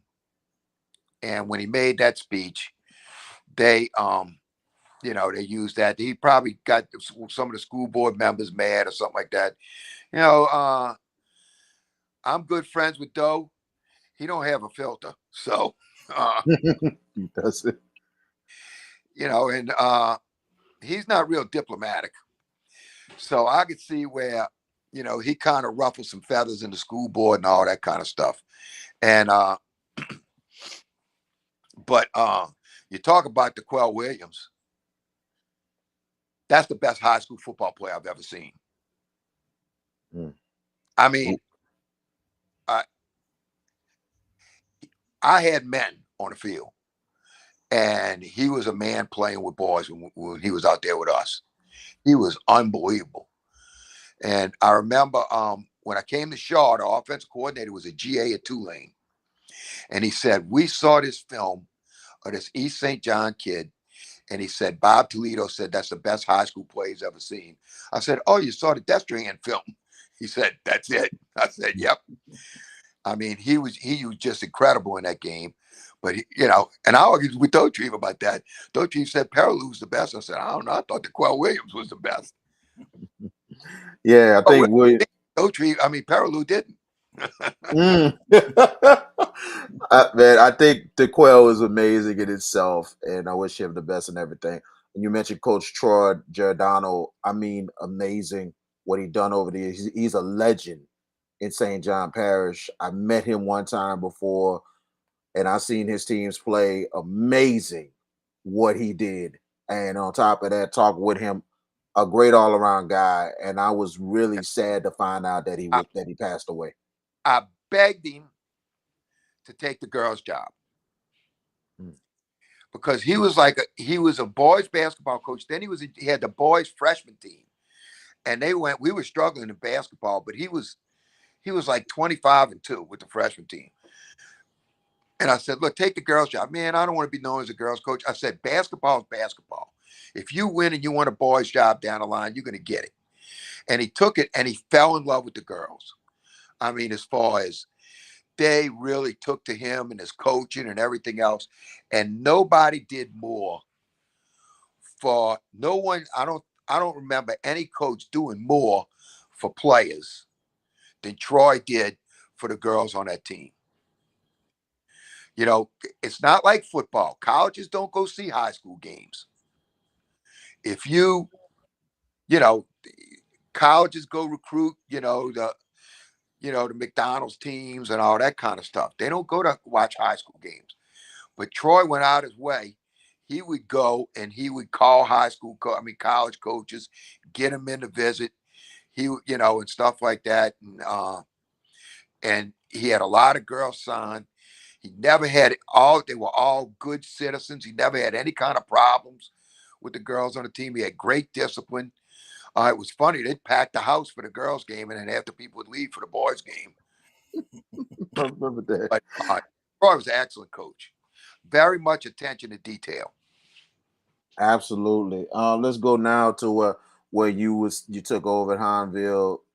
You did real great things at that program more than anything else. Let me ask you this.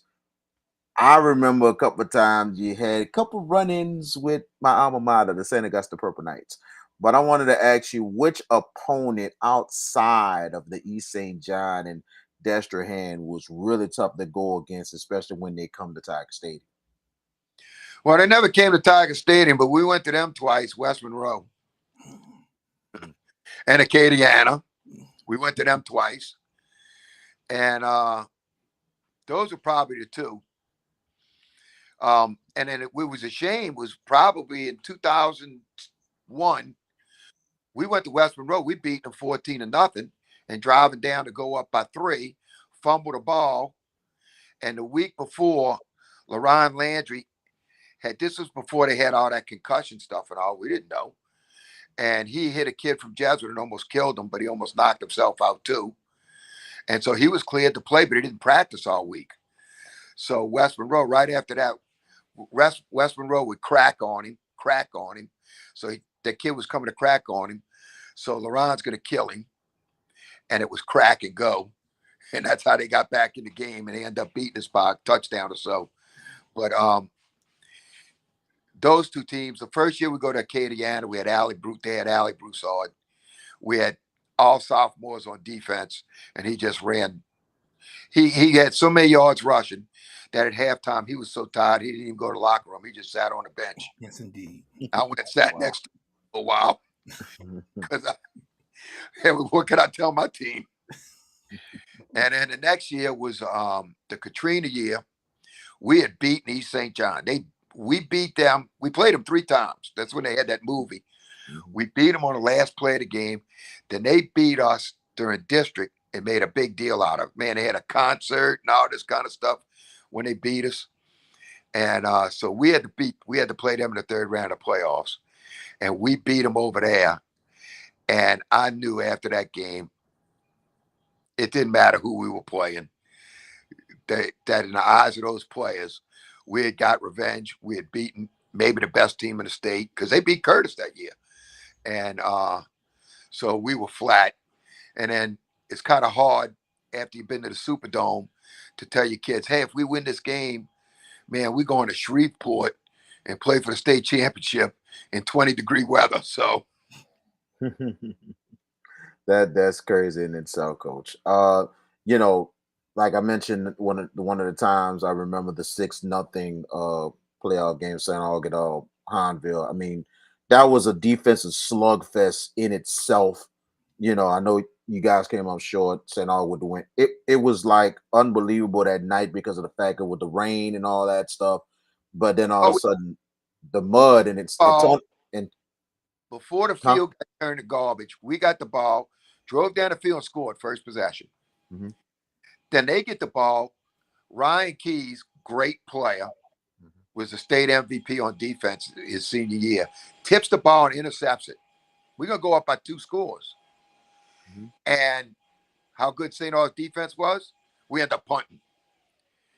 And then later, St. Aug gets the ball. They run a trick play, a pitch pass.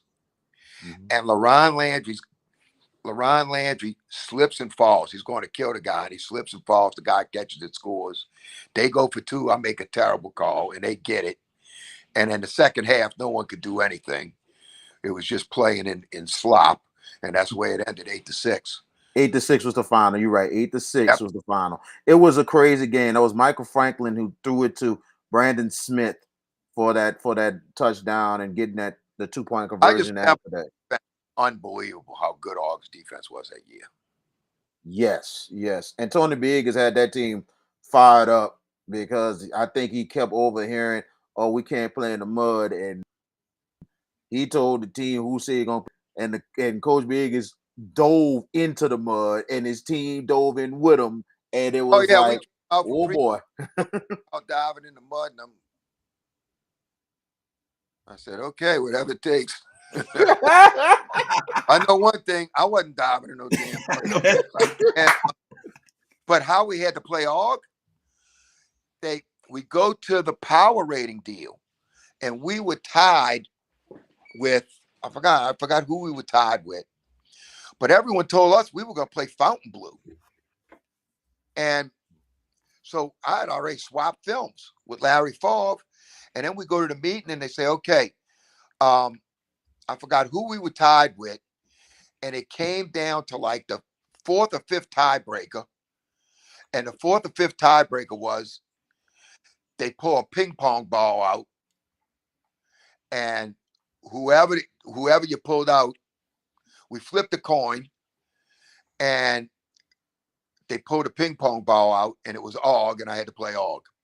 Yes, indeed. Wow. Then it was the 5th tiebreaker. One year, it was the 5th tiebreaker between me and Tierney at Ponchatoula. Who goes to West Monroe and who goes to Destrehan? I mean, who goes to West Monroe and who goes to Dutchtown? And I lost that one too. I had to go to West Monroe. Wow. Well, I got to ask you this, Coach, about that state championship y'all wanted that year, and I'm gonna tell you this. I'm gonna ask you this: do you think, and in my opinion, I really thought that state championship really was the major shift for South Louisiana to return to what they were way back in the day? Do you think the state championship that Hahnville won was a game changer for the state of Louisiana? Well, I think it was an important win because one, the couple years before, it was all private schools that won everything. And, Evangel was a 9-time state champion.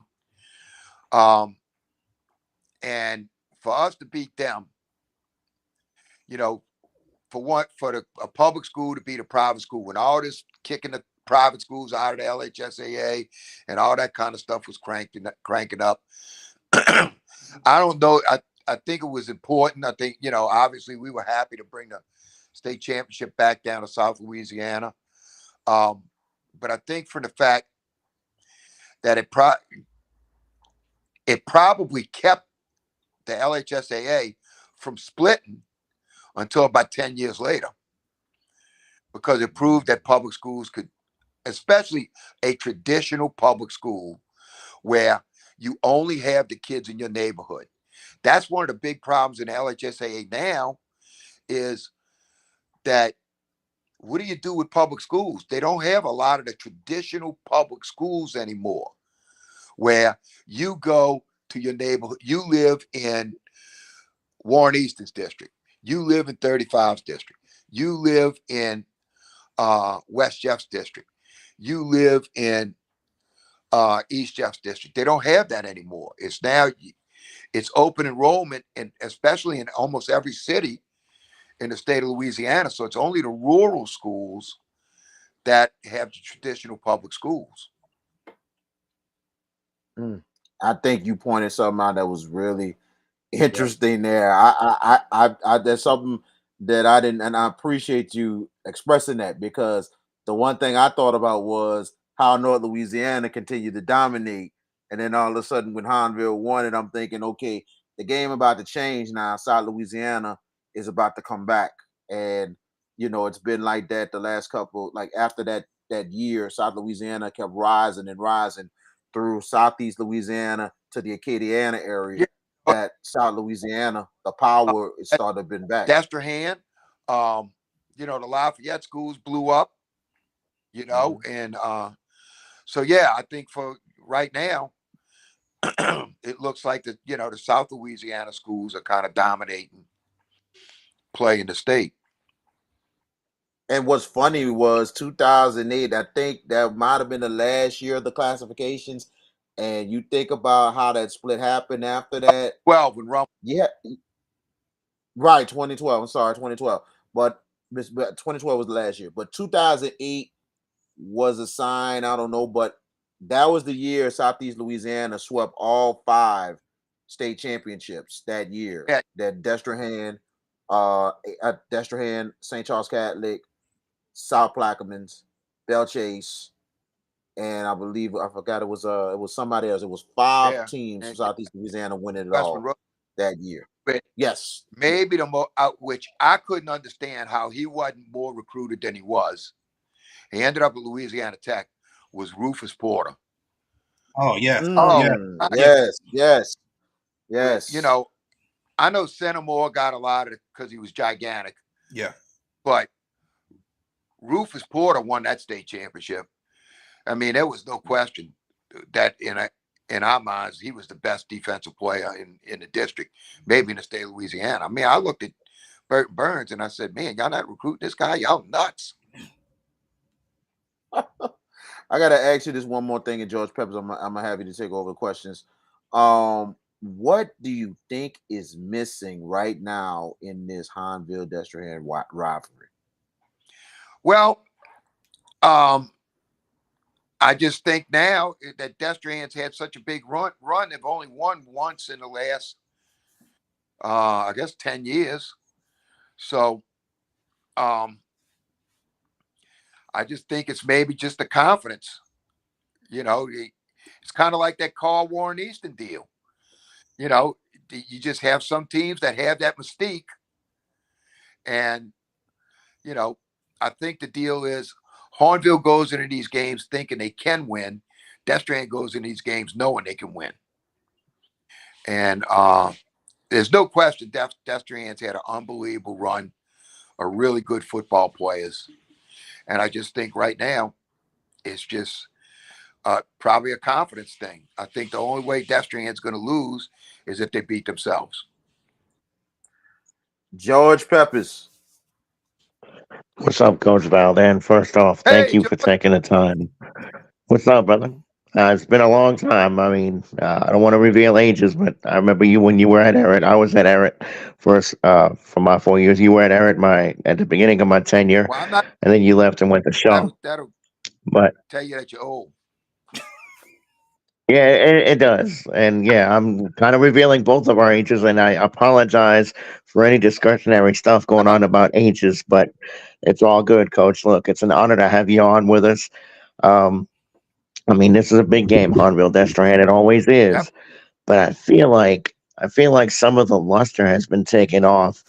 The shine has been taken off because of as you mentioned, they've only won once in the last 10 years, and you've mentioned the reasons, and I know you're in a different spot now from Hahnville Destrehan, obviously, just looking at it from afar. But I mean, the question I want to ask, and it's not fair because this rivalry was always one of my favorite, and still kind of is because of the banter throughout game week. But what's it going to take for Hahnville to get this thing back and make it competitive? I mean, because quite honestly, Destrehan has owned them, as you mentioned. They just have better players. But what's it going to take from the Hahnville side to get it back? Well, I mean, I think if you're Hahnville, you got to think, we might not beat Destrehan, but we'll let Destrehan lose the game. In other words, don't beat yourself. Right. Play smart. Don't beat yourself. Good kicking. Don't turn the football over. Just show up and play. Don't worry about beating Destrehan. Don't worry about looking at the score. Don't worry about any of that. Just go out and play the absolute best you can. And at the end of the game, you turn around, you look at the scoreboard, you see what happened. And that's got to be the focus.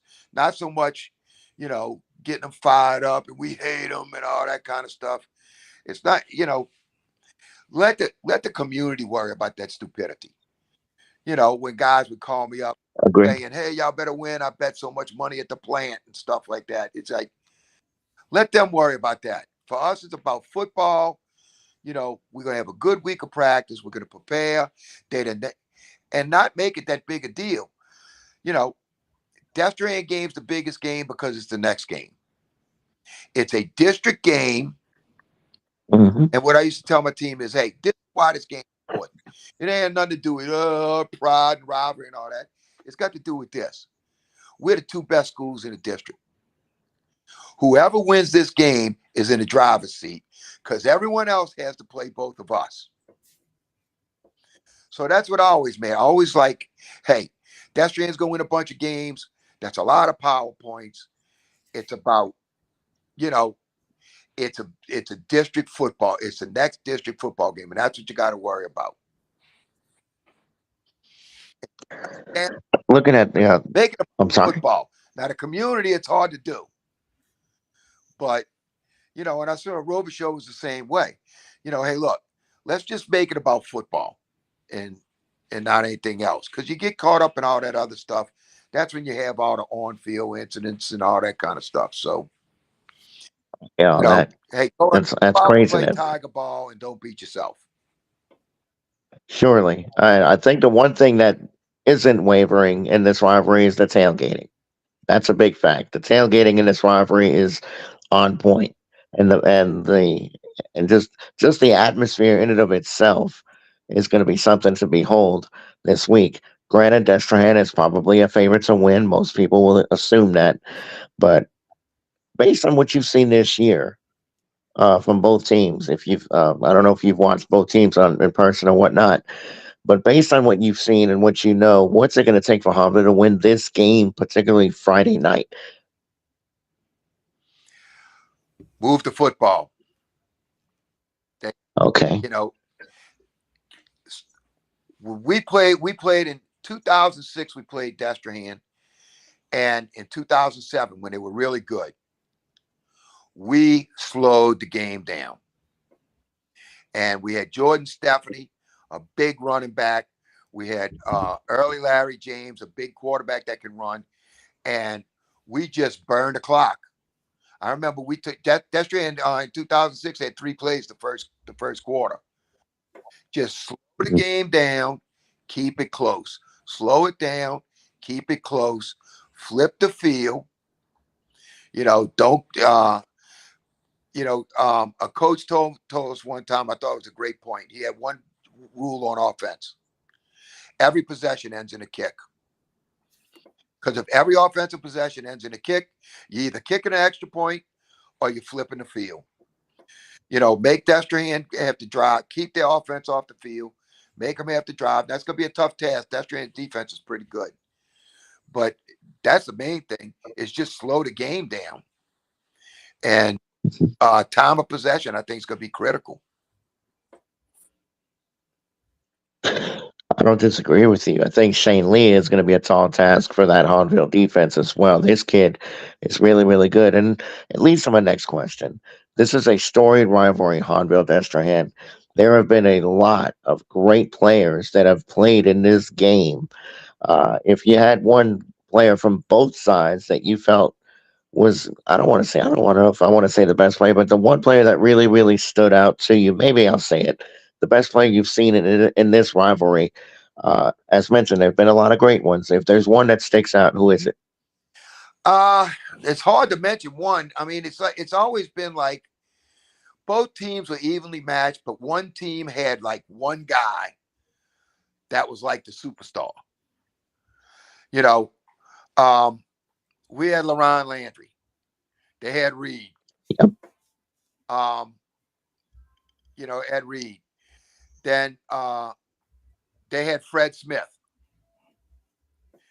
We had Darius Reynard. And so it's, we had Alfred Blue. I think Alfred Blue had 40-something carries. And someone said, I said, you know why I didn't have 50 carries? Why? We ran out of time.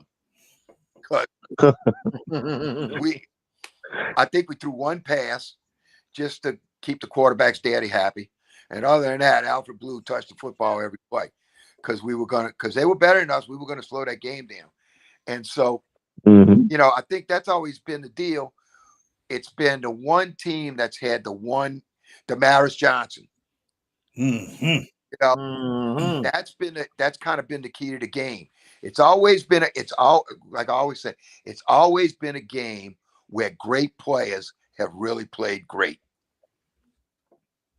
A couple of other players I wanted to mention, and they're from the Destrehan side. Rondell Mealy was a really good player in this rivalry. Another one that didn't lose a game in his high school career, but got mauled at LSU by the fan base, Jordan Jefferson. Didn't lose a game at Destrehan in his years as a starter. Just a couple of more players. But transitioning away from the game for a second, obviously the high school football landscape has changed now with this, what we call a split. If you were coaching now, how would you feel about this particular format? And consider, let me make it a two-part question. Talk about the injunction that happened a few weeks ago where the 9 schools went on a rant and won an injunction against the LHSAA, looking to put this playoff format back to 2021. The 22 one seemed to have gotten things right. But if you were coaching today, how would you feel about coaching in this atmosphere, in this format? Um, I mean, it's almost like the regular district championships don't count anymore. The regular season don't count. It's almost like you're playing 10 preseason games. You're going to make the playoffs. And so how do you approach? Do you approach you want to win every game, or do you approach you want to play all your guys and develop as much depth as you can for the second season, because that's the only one that counts now. I think the biggest mistake, and I like last year's playoff format, except for one thing. When they divided up the non-select schools, they should not have taken schools that played in 4A districts and make them play with the 5A classification. You don't put Belle Chase with West Monroe. And I think, and Higgins was 4A. They made him bump up and play in a Division I non-select. I think that was a mistake. I know they did it to try to even out the numbers, but I think that was unfair to those schools. Other than that, I thought it was a pretty good format. I think if they would say, look, if you're a 4A regular season team, you play Division II non-select. And then you go from there. But it's hard to do that when you're going from 5 to 4. So I understand they had to bump teams up. But, it's just, what are you playing for now? You belt chase, you win your district or you win all your games, and then you go on the road to West Monroe. To follow up, do you think, and look, maybe I'm being extremely overly optimistic, will we ever see the day where Louisiana high school football goes back to 5 classes and the playoffs actually mean something? Do you think that's realistic, or am I being extremely overly optimistic? I think the only way that would happen would be, to tell you the truth, because of the official shortage. Oh, okay. Because right now, you got teams, you have to play on Saturdays, you have to play on Sundays. We played games when I went back to Shaw, we played Jesuit. I mean, that's a big game. We played Friday afternoon at 3:30. Yep. When no fans could make it or anything, because they couldn't get officials. So I mean, down the road, that just might be a deal where, hey, we can't have 2 separate deals in the playoffs. We can't have all these games because we don't have the officials to cover it. We got to come together just so we have enough officials to cover the playoff games. I can't help it. It's the old days, and look, the 5 classes, the playoffs. It used to be every Sunday of playoff selection day was like a day to go to. It's like, who we playing? Let's see, and you salivate at some matches now, obviously, and the coaching a little bit different. It's like, oh, geez, we got to play those guys and all that. I'd love to see this go back, and I hope it does. And if it doesn't, I hope there's Well, a system. Excuse I me, was Coach. very. I have 2 state championship rings. Hmm. I have one from Archbishop Shaw, a Catholic school Hmm. that beat a public school in Covington. Yep. And I got one from Hahnville, a public school that beat a 9-time state champion private school in Evangel. Yep. So, I mean, you can look at my drawing, you can see it can be done. Yep. I agree. I'd love to see it happen one day. I Right? think last year's format worked. I think one problem, I mean, George, is when you look not so much at the landscape and all, you look, if you go to the LHSA meeting, go to the principals meeting and look who's there. It used to be old crusty men that were football coaches with the principals. right. Now is a lot of female principals, you know, and it's, well, we want to win too and all that kind of stuff. It's everyone deserves a trophy crowd. That's in administration in Louisiana now. Right. And I think the fact, what I mentioned before, the fact that now you have public schools that can draw from the entire parish and some that can't, that's it's more a urban rural division than private public now. Hmm. So if you're ever going to get those rural schools in North Louisiana where they don't have a lot of private schools, but they have a lot of votes, I don't know if you're ever going to get them to come around. I don't know if you will, Coach. I used to live in central Louisiana for 12 years, and that barometer out there, north and central Louisiana, I think that's a very hard crowd to convince because remember the origin of why this split happened was Winfield. And Winfield, when they got their hats handed to them by John Curtis, Yeah. that led to us getting into the split. That was a demonstrative win by JT, but JT did that to a lot of people. So why did she get butt hurt? And it was a female principal that changed it. Jane Griffin. She was the principal at Winfield. So that changed the landscape, and this is where we are. Last question before I turn it over to Jared. Back to the Hahnville Destrehan game. Obviously, you're on the outside looking in now, but what has it been like this week in advance of the game, Hahnville Destrehan, as far as enthusiasm? How much buildup has there been to this point this week? It's out of control. It's the best way I can describe it. It's like Auburn, Alabama. Oh, Okay, it's like hated all right. deal. They had people arrested last night for destruction of property. Yep. Oh, wow. The Hahnville people go over there and they all the paper the Destrehan houses, but now it's gotten the paintballs and stuff like that. And just everyone that doesn't have anything to do with football gets involved in this, and there's so many distractions outside of the field house that it's really, really tough to concentrate on the game. And they do things and they do good things. They sell pink ribbons, and whichever school sells the most for breast cancer and stuff like that. But they have all these contests, all this kind of stuff, Hahnville against Destrehan, all week long. And it's just like I said before, I couldn't stand the rivalry because it wasn't about football. And I know Robichaux didn't like it either. We were so glad to get it over with that we could concentrate on football. But I mean, it's important in the community. The one thing it does showcase, though, the best part about the Hahnville Destrehan football rivalry is it showcases how awesome River Parish football is. Yes. I saw a sign one time at a school. In this area, football is religion, and Friday night is a holy day of obligation. And if if you've never been to a River Parish game, you have not seen high school football in the state of Louisiana. And I don't care. You can say Catholic League and all. Look, I went to Shaw. I coached in the Catholic League. It ain't the same animal.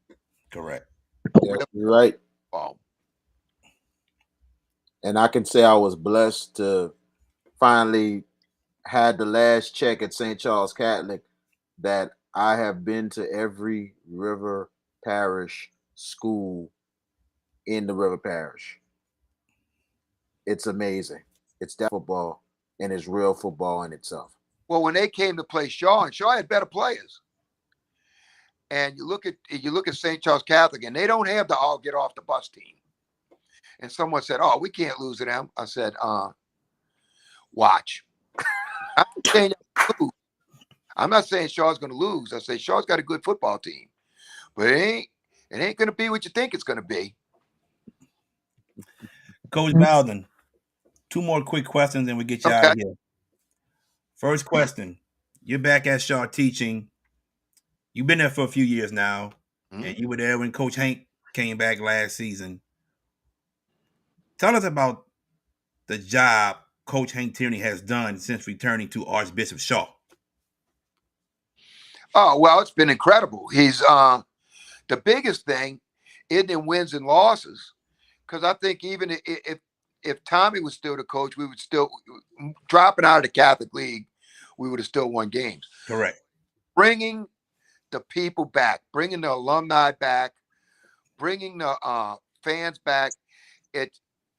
You go to a game at Shaw, you talk about tailgating, it's like a mini Ole Miss. Yep. For the game.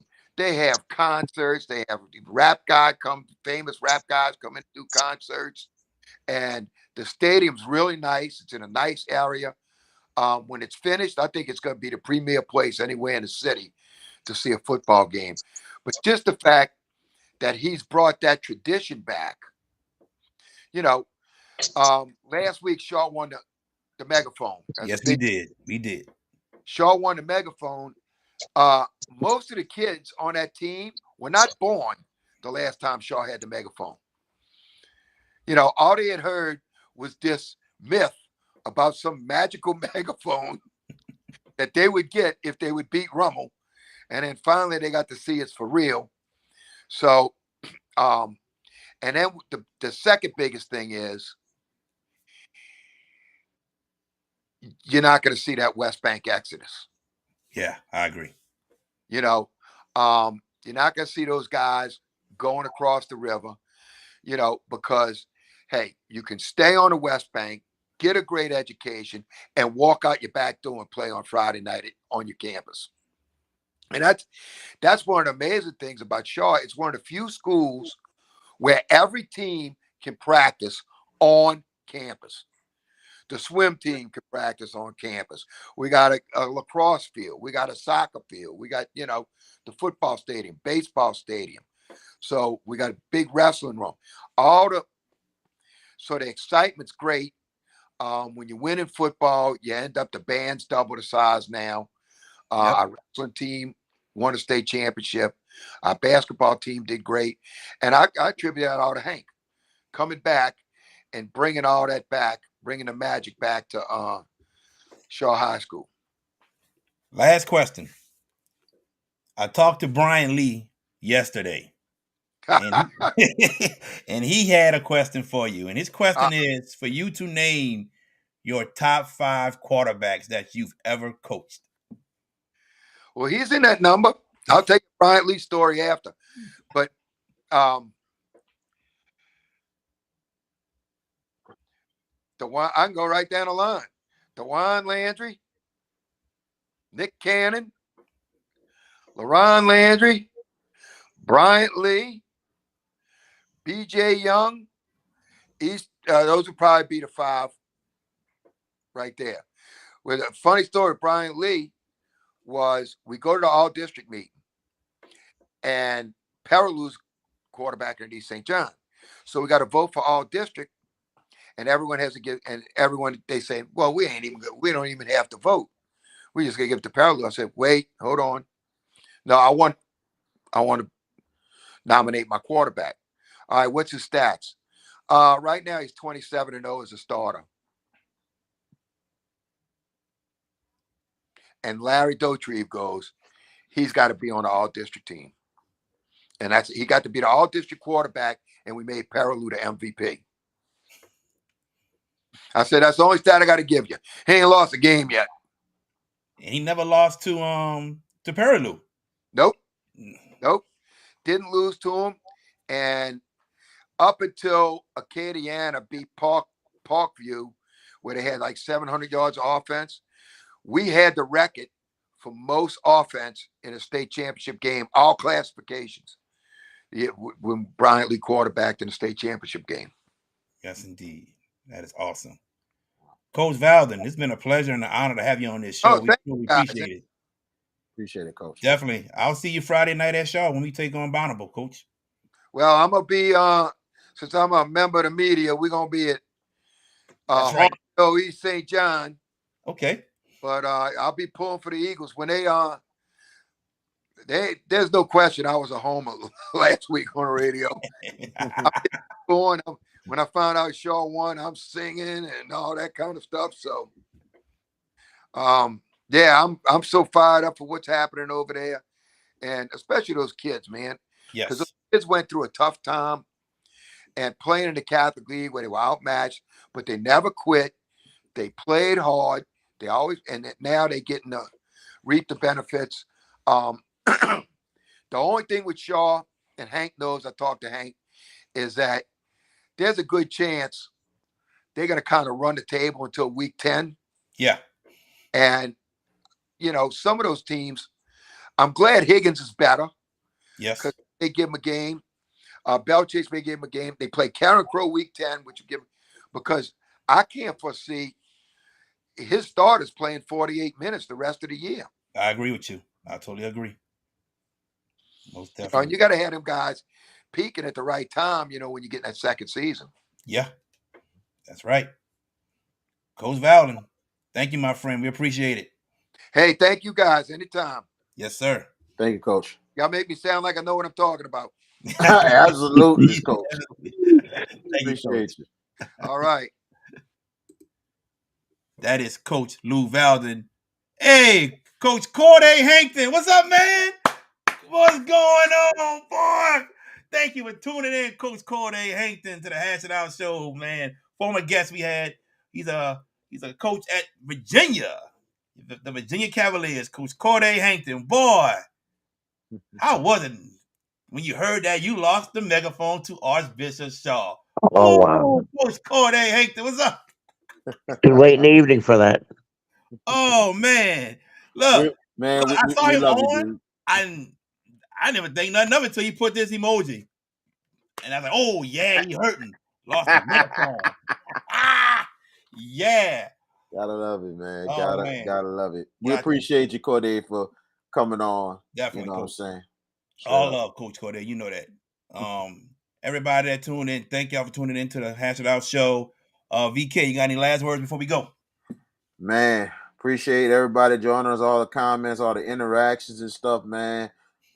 Big weekend in football, man. I tell you, man, everybody be careful. Don't cause any trouble.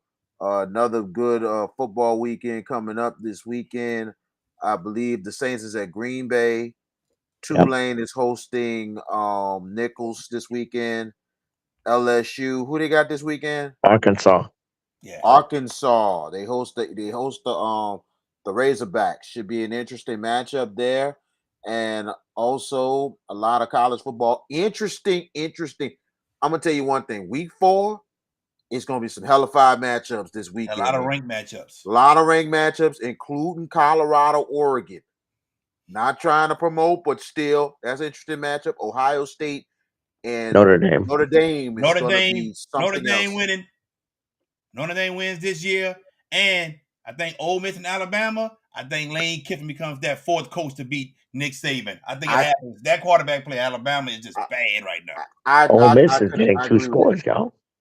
I agree with that. I agree with that being said. And all I'm gonna tell you is this: I think everything has built for Colorado continues Saturday. No, Colorado don't. pulls out the it's upset. over with. They It's It's over. don't. It ends. it's not. It's It's over. It not. Yes, ends. You it's can over. you can all I'm gonna tell Dude. you is this. You can say it ends. I'm not surprised you're saying that. Oh, But You should be when surprised. but no, I'm not surprised because I know y'all. You know us. But when Beginning he football. knows but us.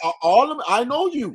But You I'm gonna tell Uh-oh. you this: if Colorado wins Saturday, y'all gonna be feeling shit coming Tuesday, No, we won't. and y'all won't.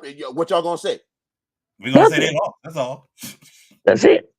We don't. I don't get too hooped up. Listen, No, I'm not. I'm not Col- getting hooped up. well, I'm just no, not saying. you. I'm not. No, Listen, you're not follow us though. go. First of all,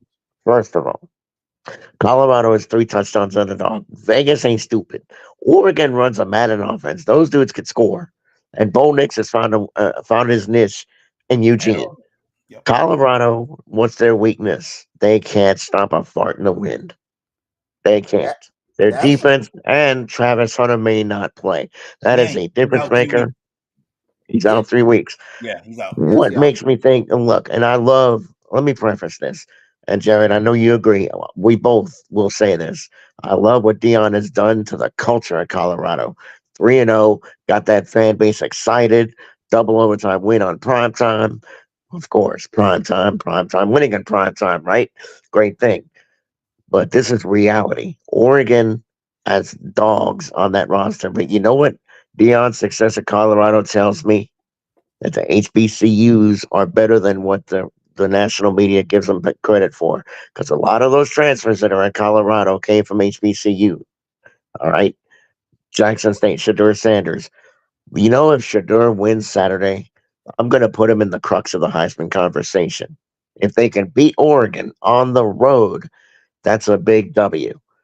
But the other game VK did not mention amongst the great games in college football, and maybe this game took a little sting off because of what happened to his team in week 1. Florida State goes to the fake Death Valley in Clemson. And I say the fake Death Valley because the real Death Valley is where we all know where, Baton Rouge, right? And Clemson fans, if y'all listening, go ahead, pipe in. Anywho, Florida State needs to win. I'm just saying, it's a little investment right here. The Seminoles need to go to the fake Death Valley and get the W. And I'm with Jared. Notre Dame's beating Ohio State.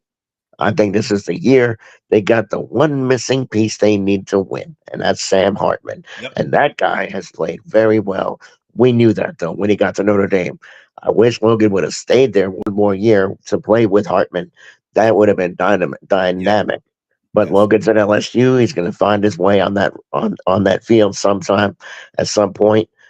He I mean, already did Well, last yeah. week. He well, started. I mean to be prominent is what I mean. To be in a Right, more right. prominent fashion. I mean, yes, he has found his way on the field, but what I'm saying is that if he was still at Notre Dame, that dude would be the alpha dog in that backfield. At LSU, there's other dudes in there that he's got to fight for carries. You know, I and speaking of think when it's all said and LSU, done, it'll be him and Emory. and speaking of LSU, this is the first time in forever they're playing Arkansas not on Thanksgiving weekend. At least it feels that way. I don't remember the last time. Actually, they've been doing that the last 6 years. Yeah, It Six. has since not. A&M came. Since A&M came. Yeah, They switched Oh, it. exactly. A&M. Okay, that's right. Because I A&M stand came. corrected. And Tulane has a bye week this week. No, they got Nichols. They got No, that's Nichols. a bye week. They're going to win big. Oh, of They're course. going to win big. That's what I mean. It's an FBS school that has kind of slid back. Nichols, they have slid back, and I'm going to make VK mad about Tim Rebo. They're gonna keep I quiet. know. I already know. But This that is this being said, this is a not good start for Nichols at all. nah. I And mean, they did lose a tough game in the opening week to an 8th-ranked team out of the Big Sky, and that's the best conference in the FCS. Excuse me, Sacramento State. With that said, we got a great weekend of football, and who can forget Friday night? VK Jones and myself will be at Pan American Stadium to give you the Battle of New Orleans. John F. Kennedy taking on Carver, and it's a matchup that we're looking forward to. Granted, the things that have happened, it doesn't deter us from going to this game. We're going to show the positivity of this battle in New Orleans, and that's part of a good slate, a really good slate of high school football games. And I think this week I make one promise to you that have listened to this show tonight. We gonna work on our math. We go get Yeah. our math. We go get our math straight. I'm just throwing it out there. I'm telling. And Jared, I do need one thing. Post the games up so we can tally up our picks that we made tonight. Yeah, I'm gonna send it to you. I got you. All right, Definitely. that works. That works. And what's up? And also, Crest City Finger went Sports up, and I Saturday. just got victimized. I'm Yeah, I know. sorry. The finger You came up. good? Go ahead, dude. Crescent City Sports, St. Aug, Edna Carr, That's right. Saturday night, 6:30 kickoff. Tag on the 6:30 kickoff. I We'll will be have there. a call of the game, but the Hash It Out guys are going to be there, get some highlights, all that good stuff. Interviews. We're going to have a great outlet and everything. Looking forward to it. And all I'm going to tell you is one more little thing is this. Oh. Oregon has not been really tested. All I'm going to tell you Portland is State, this. baby. Portland Come State. on, man. Come on, I'm bro. kidding. Portland State, look at this. They're scoring against Portland State, and they had a win at Texas Tech, which Texas Tech don't hardly ever have a defense anyway. They never This do. is their first big test for Oregon. Colorado doesn't have a defense either. But guess what? Colorado's battle tested. All right. That's All right. a difference. All right, guys. That's a All right. All right. All right. Let's get out of here. We gotta close Let's this get out of show. here. We gotta close this show. We're done. We're done. All right. All right, guys and ladies, everybody watch. Even my favorite head coach was on watching. Maybe she's still on watching. I don't know, but my favorite head coach was on watching. My favorite head coach, she knows who she is. Well, other than that, we'll be back Tuesday night, ladies and gentlemen. Tuesday night, recapping some of the games. Hopefully have a special guest, and we go from there. But for VK Jones, for George Peppers, I'm JB, your sports guy. We'll see y'all Tuesday night. Have fun Thursday, Friday, Saturday with these high school games. We see y'all Tuesday. Y'all take care. The Hash It Out Show is brought to you by Barretto Home Solutions, Bayou Audio and Video, Hot Works on the North Shore, JFK Martial Arts in Mandeville and Covington, Black Hawk Hauling, Lil Dizzy's Cafe, Wags Food and Culture, Moe's Pizza, The Green Law Firm, personal injury attorney, Drums Earwear. Hands up, hands up, hands up. If you winning and you don't give a fuck about a hater, tell them move. Move, move, move. Cause I'm winning, I'm winning, I'm winning. I'm winning, I'm winning, I'm winning. I'm winning, I'm winning, I'm winning. I'm winning, I'm winning, I'm winning. Hands up, hands up, hands up. If you winning and you don't give a fuck about a hater, tell them move. Move, move, move.